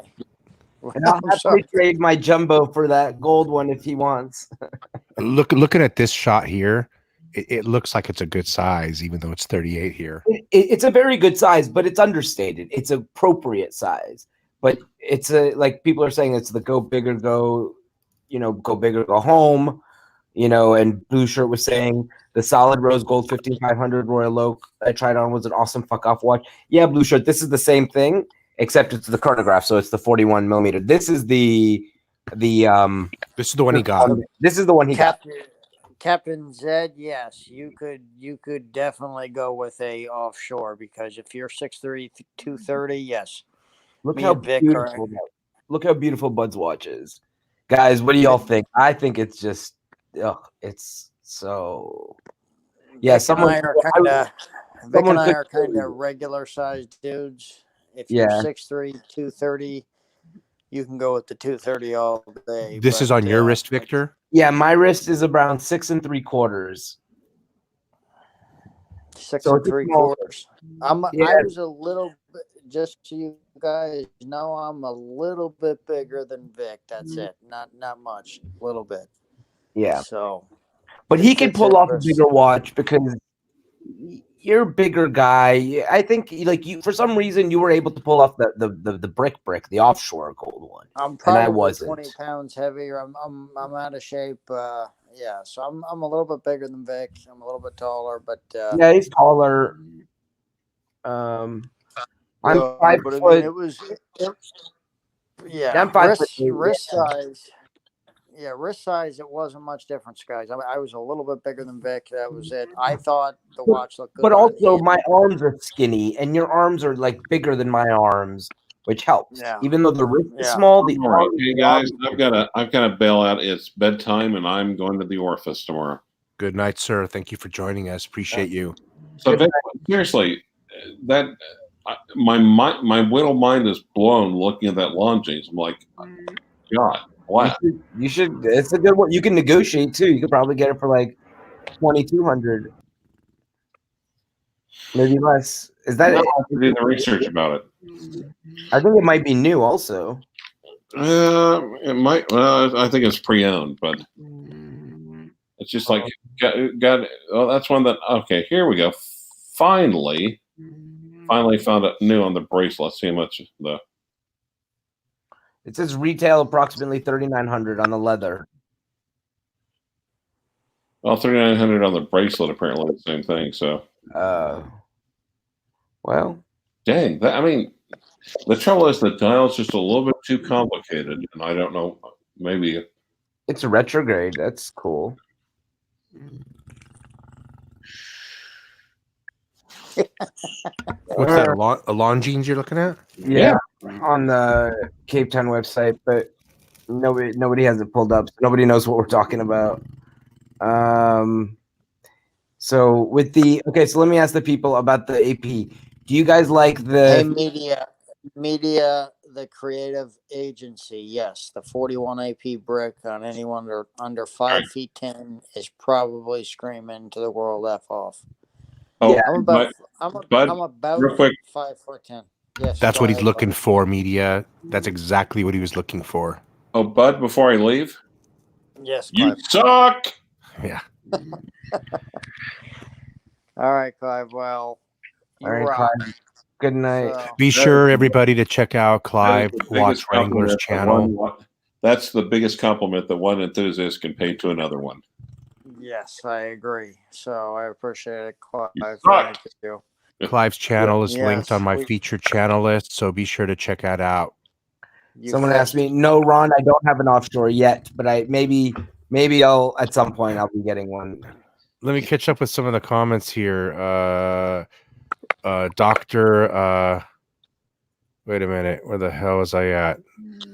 Mr. Ant says, "Congratulations, bud, amazing." Thomas Burnett says, "It looks a little bit big on you." That's on me. But Um, also, Rich, show the picture of them both on me, and then ask the audience which they think would be best for Bud. Blue Shirt says, "Beautiful watch, man. Congrats." PG says, "Stunning." Give me a 1 for 41 and a 2 for 38. But not yet, because you want to see You the guys next got to see the picture on me. pictures. David says, "I'd be afraid someone would kill me for that watch." I would kill for that watch. Aunt G says, "I tried that watch out last weekend in Las Vegas. So nice." Decon Howdy. says 38 is perfect. Howdy from Texas. No, I have multiple Daytonas in my collection. This is not my only chronograph. I like watches said, "I saw a video today of the offshore. Not a great finishing under a macro. Was not impressed." On the offshore. But this is the regular with the superb finishing on the PSK 31 says, "Go big or go the fuck home." Guys, if you go to AP, you will only be impressed. There is no not being impressed. I mean, AP is super impressed. It's like Rolex times 10, and it's super impressive. There's Blue no Shirt says, "That's an awesome watch." Imad says 41 millimeter is sweet. Howdy says, "You already answered that question." Thomas said, "Wow, is this your new watch, bud?" I'll answer that. Yes, it's his new watch. It's coming. When are you getting it? It's going to. Well, I'm gonna. It's guess coming. It's coming. It's tomorrow. coming. You don't need the details. It's all good. Yeah, being that's the overnighted exact watch tomorrow. that he So, owns. I'll have That it is this his weekend. watch right there. He'll have it this weekend. Yeah. That's the his one that's on watch. my wrist is the one that's being shipped to him. Yeah, the one in the picture is his exact watch. It is the watch. And I will show it. I'm not shy. So yeah, I'll show it to you guys. And he's got guns, so don't fuck with him. I'm just Don't kidding. fuck with me. I'll kick your ass. I'll shoot you in the face. Whatever it takes. And let's see. Not the Beal, guys Beal. that I What's know up, to Beal? say, How are you, like, Beal? you Beal know, Jakob. Congrats. if you bud. come to That's a my gorgeous door, watch. say like I'm Thomas, I'm Blue Shirt, and then I won't shoot you. So But you have to say, I'm a friend. Real quick. I have to recognize first. Yeah, I have to recognize. So I'll shoot my wife if she comes too close to the 41 AP. Rick says his wrist is 7.75. Mine is 7.25. So Rick, this watch would be perfect for your wrist because it would probably be good for mine. I even feel it'd be too large for mine, but 7.75 would be golden for this wrist. Shit. For this watch. And then So and guys, everyone understands one thing, that there is and I don't want to say something that shouldn't say, but read between the lines. When you get a watch like this, you become very eligible to get a jumbo. So Rick is saying it's too fucking big. You can't see the strap on the top and the bottom. Way too big. But that's on my wrist. I'm sure there's going to be a lot of opinions on that. Well, your wrists are very similar, but hey, he wore it. So I mean, you did wear it? Or no, you saw it in the pictures again. I got you. No, he wore it. Bud tried it on. Oh, you did actually try it. Okay. Yeah, Bud tried that watch on. He was there. It was there when he was there. Okay. That watch. Go to the other picture with me wearing both of them. Yeah, he's a true heavy hitter. Bud's the man, Thomas. Yep. That's why he's here. You got to That's work why that Bud's hard. here. This puts Bud's collection above all of ours. You know what? Bud started really progressing through his watch journey when he joined the channel with me here. We both we're about what, half a dozen watches lighter when we met and started the channel together, right? And Rich then and I hopefully- have talked offline like way more times than you see us online. We talk offline, and we go on and we look at we look at websites and things like that. So yeah, I mean, I have progressed thanks to this channel, like 10 times what I would normally do. So yeah, 'cause everything now you're he's moving said. into high horology. Yeah, I mean, I wouldn't have been into AP this quickly if it wasn't for, Rich and Vic helping me out here. So, I mean, it definitely, this channel has helped me immensely. And I think it's helped you too, Rich. I mean, I know it's helped Vic. Yeah, so. for sure. Here's some more pictures while we're talking. Here, the good picture that I want people to see is the one that really got you guys both to realize, which is when you see them up when I'm wearing one on each wrist, and I had someone else take a picture of what it looks like next to each other. Yeah, I mean, that's where I seen the biggest difference is, to me, my right hand is bigger than my left hand, and then I seen a picture of Vic with the smaller watch on his left hand and the bigger watch on his right hand, and it just showed the wrist size. I mean, Yeah. it just showed the fuck offness of the 41.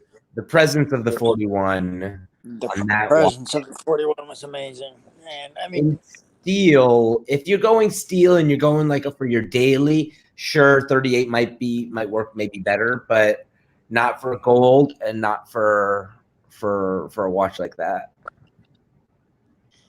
hey, Crappy Luxury, if you're on here, I still say go Rolex OP.30. In case you ever pull that trigger, that's all I'm saying. Oh, did you not get the picture of me holding both of them? Me? Yeah, I'm working on it. I'm Let me looking at get it. it. I'll get it up there. Yeah, I'll get it up there. But Oh wait, there's a we reason. got a big. But there's a we reason gotta why your right hand is bigger than your left. Yeah, well, let's just say I had a lot of what was that? What's it called? I don't know. Okay, let's move on. Practice. And that was Howdy from Texas. Good one. Rolex, but OP.39 definitely. I agree. With Howdy from Texas. I'm actually left-handed, so I don't know how that works, but it definitely happened like me too. It did everybody else. Okay. PG just said, love it, but the ultimate fuck off is an all gold sub. 100% disagree. They are different levels of fuck offness. A yellow gold sub and a rose gold AP is that guy. It's the kind of watch that you could be getting off of a private jet, on owning your own yacht. Yellow gold sub.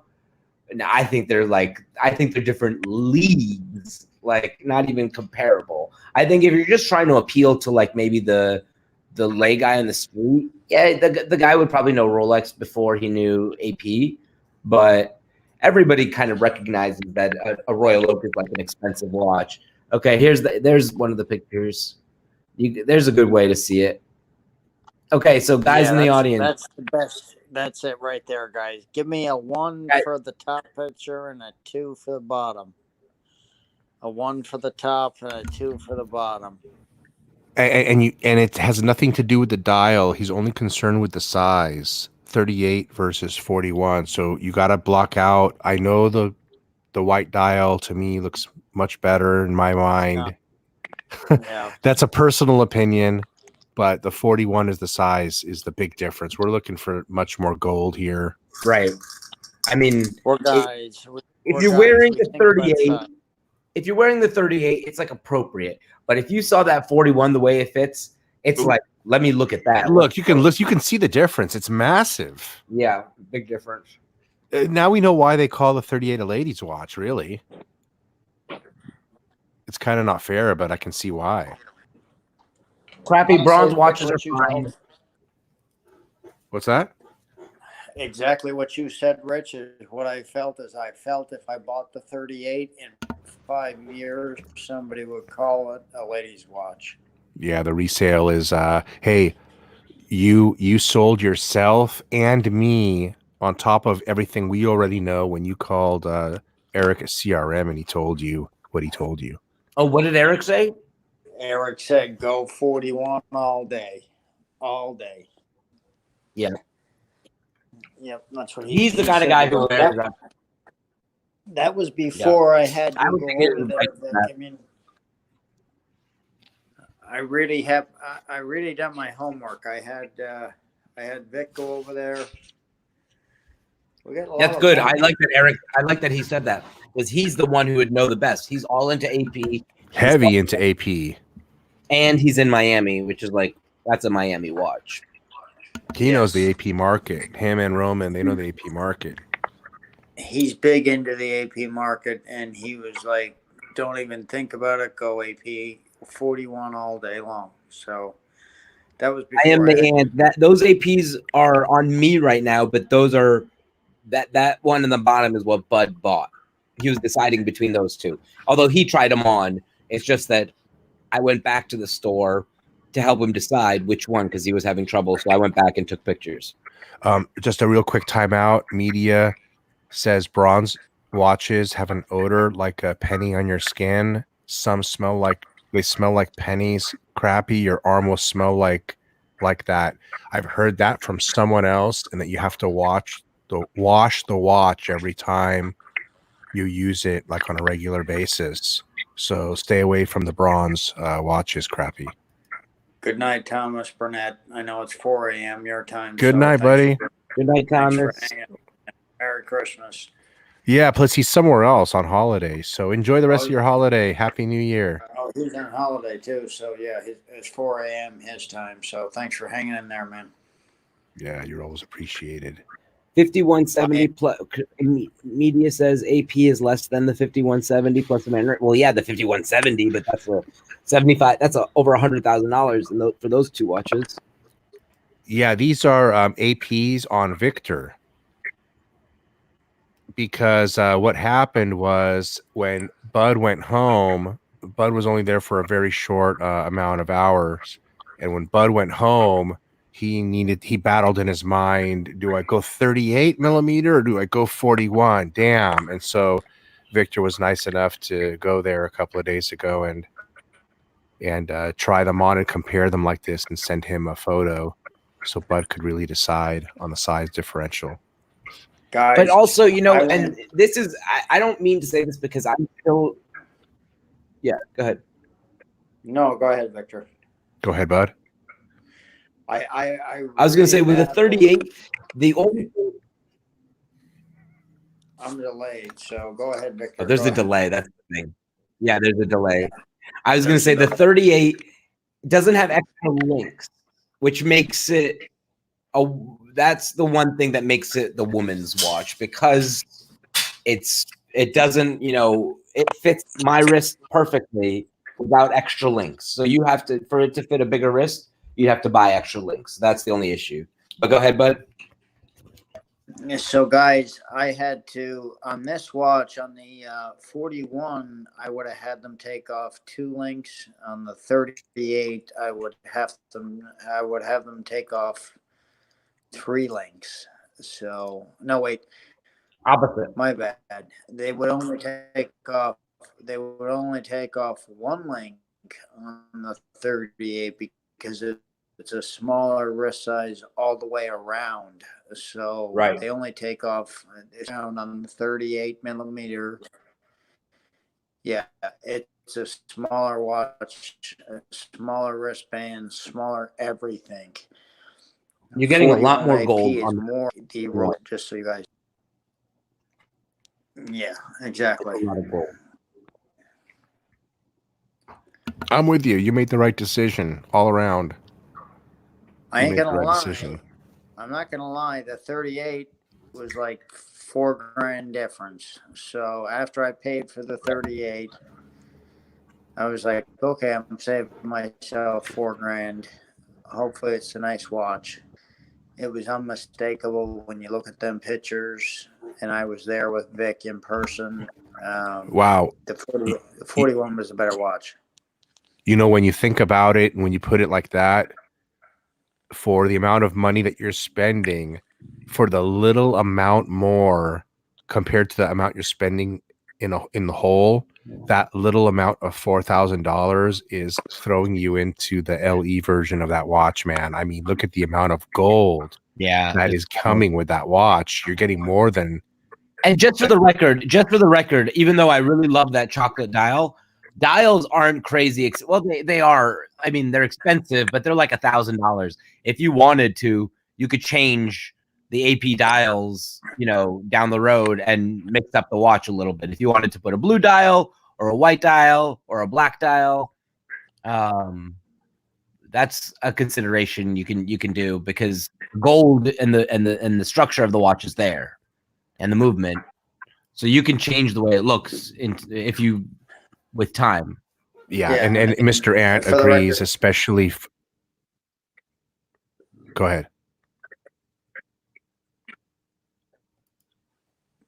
For the record, go ahead, bud. Vic did not choose the watch for me.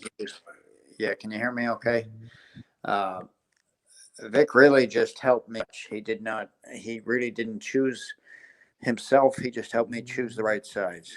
So I just wanted to say that. Yeah, I just had pictures. I was 50-50 also. So I kind of started leaning one way, but we were, he was getting feedback from everyone. I tried not to sway him, because that's a lot of money. I would feel terrible if I swayed him one way and then he didn't like it. He took a good couple hours, not just today or yesterday. He took a good couple hours out of his day the first time to help me make this decision. Yeah, what a great gesture. The key though is when I helped negotiate the whole deal to make sure that something else comes later. That's the special, yes. That's the icing on top. If you ever buy a car, you want Vic to help you do that. Yes, you just need a good Jewish negotiator. I'm pretty good, and I can't lie. Victor kind of took over, and I expect a jumbo out of the situation. I ain't gonna lie. So I can't say when, but there should be something. Oh, it's just a matter of time. Yeah, so, it's time thing. Yeah, it's just a matter of time. 25 grand later, it'll happen. So that's Captain Zed says, "Don't ever cheap out." Yep. That's not easy money. 25 grand is not easy money, especially after you spend 55 on something else. So yeah, crazy. I mean, it's not 50, easy. 50, so 55 for that gold watch right there. Yes. Yes. That's what I was saying. That is his collection now puts both of ours to shame. Well, and just so we're all clear, I'm not the heavy hitter I claim to be. I actually sold my white gold Daytona. That's gone now, guys. So the white gold blue dial? Yes, I had to sell that in order to. Oh my God, it's gone. Everyone, it's gone. Well, I'm happy it's gone. You didn't need it. It was that or the Batman, guys, and I felt like the Batman or the Batgirl. It was that or the Batgirl, and I felt like the Batgirl was just more of a statement piece. So did you? I hope you didn't. Did you make anything on the Daytona? No, I broke even on it, but that's good. Yeah, it worked out. Because then you still get the purchase history from the AD. Right, exactly. I mean, I could have bought that watch off-site for a little bit less, but then I get the purchase history from Rolex. Yeah, I mean that worked out way better. God, I can't believe that Daytona blue dial is gone. That was magnificent. But he has the Panda, and I know. Just let me waddle. Let me just cry and be let me have seller's remorse for a little bit. Jesus Christ. Let's all let's all just have a moment of silence for that blue dialed white gold solid Daytona that was only alive for about 1 fucking week. But it looks like a steel Daytona. Here's the thing, Rich, is I can get that blue dial back very easily. In other words, now I've got the purchase history with Rolex for that. And honestly, it's here in my town. I've seen it in 2 different stores. So, I mean, I can get that. So it's not a big deal. But the AP you cannot get back, is my opinion. And that watch came from the safe. That's not a case. That watch, you can't, like, there's essentially almost, in men's sizes, there's almost no Royal Oaks that you can get. I think there's like one Royal Oak. The offshores you can, but the regular Royal Oaks, gold or anything, there's very, very few of them that go out to the floor. They get them in and they call their list of customers. Right. But as media creative agency says, Bud, that Daytona was perfection. But, and I understand what you had to do. I understand. As media, I'll tell Rich this and I'll tell Vic this. They both love Daytonas. I am not in love with Daytonas. I am not in love with them. I like them. They're another Rolex. How can you not like a Rolex watch? But I'm not nuts over any Daytona, even the one that's super popular that I have right now. They just don't. They fit me good. That's it. But honestly, guys, I don't know. What's the reference number? What's the reference number for the 41 that you're picking up again? Howdy's asking. I don't know. Shit. I think it's like a 26407. Let me look. I don't know. We have to go to the AP website.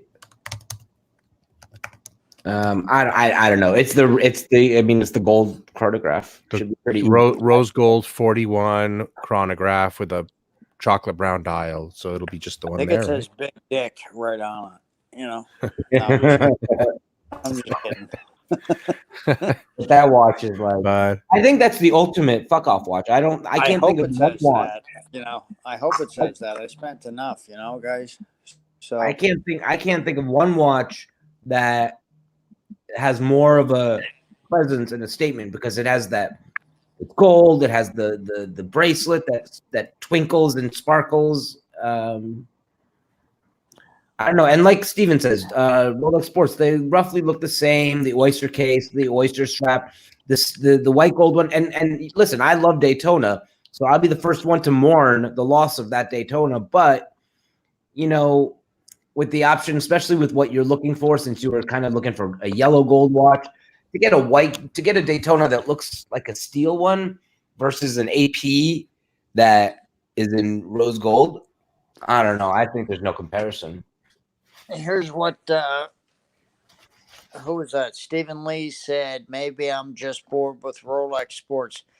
Stephen Lee, I am a little bored with my AD for Rolex. I am a little bored. So they have fucked me around. I want a Pepsi.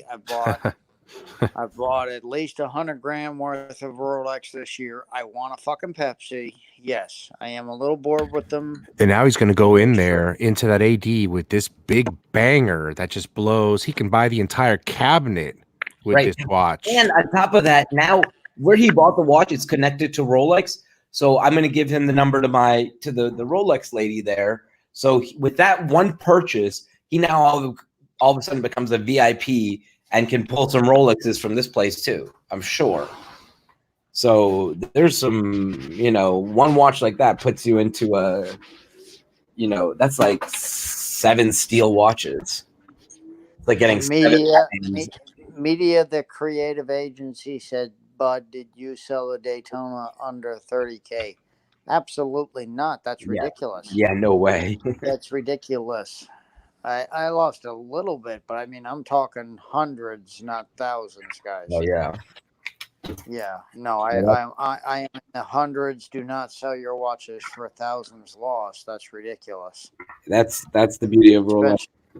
Especially a watch like that. Congratulations, Bud, on behalf of everyone here. Congratulations. James is also congratulating you, James Kahn. Thanks, guys. Hello, everybody again. Anybody who's just tuned in for the last hour or so, welcome again. Periscope viewers, everybody here. Thank you. You guys are all friends, and we enjoy hanging out with you as much as we enjoy hanging out with each other. I work real hard too. No, this ain't being given to me. I work real hard, so I just to anybody that thinks it's being Oh, gimmick. Just work hard. I Just tried work playing. hard. We went I over tried. it earlier. I think everyone's happy when there's no jealousy in this group. I don't No, No, this no. this group is a good group. They all, you know. I tried Everyone playing has the their- lottery. It didn't work out for me. So you got to work. The lottery sucks. I've played that a million times, and it's never a good thing. So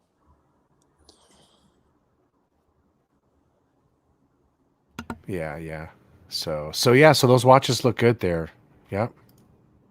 They look Well, good. I guess we'll get an updated review after. Well, day one. My opinion is day one doesn't count when you get the watch because it's like, it's kind of you're learning it. I think it's like after I hit my pinnacle of loving a watch like 2 weeks in, and then I'm like, oh my god, I love this watch. I never love it. I love it more 2 weeks after I have had it, more so than the first day I get it.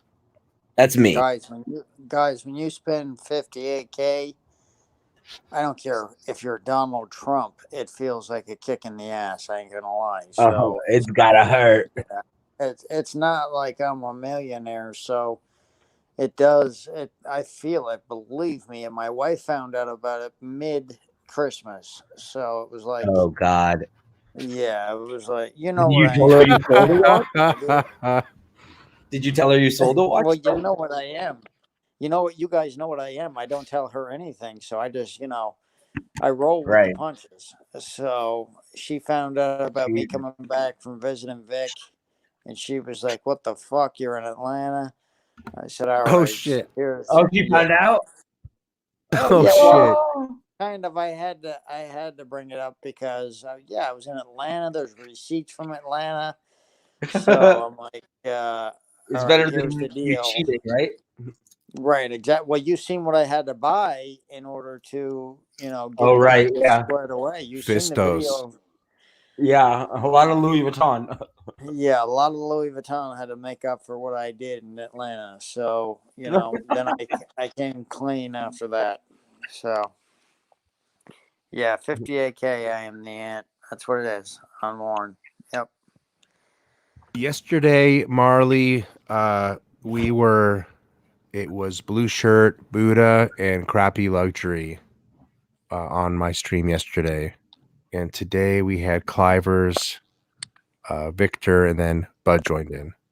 So that was the layout not yesterday. I'm sorry, for the stream earlier today. Stream 1 of 2, if you want to go back and view it, was Crappy Luxury and Blue Shirt, Buddha, and myself. All right. It was a great little show. It was 1 hour. We had a good time. So here we are, round 2, and we should probably be ending up soon. Hey, what do you say? Let's say 6 minutes. So half past the hour. Let's wrap it up. Okay. All right. That's okay. Fine. Cool. Yeah. Well, again, listen, guys. I just want to thank Victor for getting on there, and he really helped me a lot get in there in that place with AP, and he went back and took 2 hours of his time to go back there. So I appreciate that, Vic. No problem. Anytime. And I'm happy to help anyone out. Victor and Rich both went over this like for several hours with me. So, my guys, Victor and Rich, I appreciate it. So you're welcome, man. It's fun. It's a pleasure knowing you both, actually, and everybody else here too. It's I enjoy it. It's part of the hobby. Like you live vicariously. Like you can see how excited I'm getting for your watch because like I'm living like vicariously through you getting this watch. Like I get excited because in my mind I'm thinking, well, maybe I'll get one, even though you may not, but you think, like, you fantasize. You're like, okay, maybe I'll get one some point, and you never know what does happen. Good night, Chip Wong. Good night. Yeah, good night, everybody that's leaving. Good night. But yeah, like Vic said, it's fun. It really is. It's fun to see people get stuff, and this group is nice because there's no jealousy, and we all enjoy, getting together and doing this. So yeah, like I'm happy. Like, yeah, that's why. Like, I never got I was saying earlier, I never understood the whole jealousy thing. Like, I'm very happy for my friends when they get to get good stuff, like, or in this particular hobby. When they get a new watch, like it makes me as happy for them as for myself, because like I see in them what, you know, I don't know, it's like I live vicariously through them, or I'm thinking about as if it's like for myself. I don't know. Ooh, watch enthusiast is coming in new. Basically, watch enthusiast. Bud just got a brand new 41 millimeter rose gold AP chronograph. Solid rose gold. Yeah, it is. It's a BMW M3 on the wrist. That's right. It's a Mercedes on the wrist. Neo, we appreciate you saying that we're back. We're back talking together. Neo said we're back hosting. Appreciate that, Neo. Yeah. Yeah, it was a lot of fun. Today was a lot of fun. I mean, yeah, heck yeah. Today was a lot of fun. Oh yeah, and it's still Christmas. Merry Christmas. Yeah, Merry I Christmas. got to sweep in at the best part. I got to sweep in at the end. I know Rich and Vic and Clive done all the work, but I got to sweep in here at the end. It's nice talking to you guys. I always appreciate your opinion. So, you know, thanks everybody on the channel here too. I appreciate your comments because it's a big purchase for me as much as it is for anybody. So I appreciate all the opinions. Yeah, and you have to share the joy with a purchase like that. You don't want to, you know, sit in the corner by yourself and not show anyone, and you want to enjoy it. Oh my God! Yeah, congratulations, man. We're so excited for you. Imad says, Fuck yeah. now we need to get Rich into a 15500. Here's cheers to Bud and your new AP, and to our friendship, and everybody else here with us as well, being our new friends too. Cheers. Yeah, absolutely, Cheers. guys. I mean, here it is to you guys. Cheers, because this place would not be possible without Rich. Rich is And awesome. Clivers. And Clivers, we got it too. Yep, absolutely. Everybody involved. I mean, here's to and good old Archie. I love him. Archie started the whole deal. Yeah, Archie started the whole deal. So I mean, I just, you know, I've got no part in this. I reap the rewards and I do nothing for anything else. You know what I mean? So I only come on here with Rich and Victor. That's the only people I talk to. So I appreciate all the opinions that's on here. And yeah, and for the record, guys, this is going to be the only channel for now you'll see me on. Let's just say that. So Victor's only on Rich Buddy channel. So exclusively on Rich Buddy. That's funny. Yeah. That's funny. So if you want to hear Victor's valued opinions, it's only on Rich Buddy channel. So I mean, we're still friends off of this channel. That's the best thing for us is we get to talk. We text each other off of this channel, and I flew in and seen Victor. I mean, it's great. We're both going in there to see Rich at some point. So I mean, that friendship is worth everything on this channel. Nice, man. Thanks. That's good to hear. Good to hear. So I just wanted to say that. So Merry Christmas and Happy New Year to everybody. All right, guys, let's wrap it up then. It's half past. All right, guys. Okay, thank you very much. You guys enjoy the rest of your holiday, and we'll see you next time. All right. Good night, everyone. Great time. All right. Nice talking to you. Good night.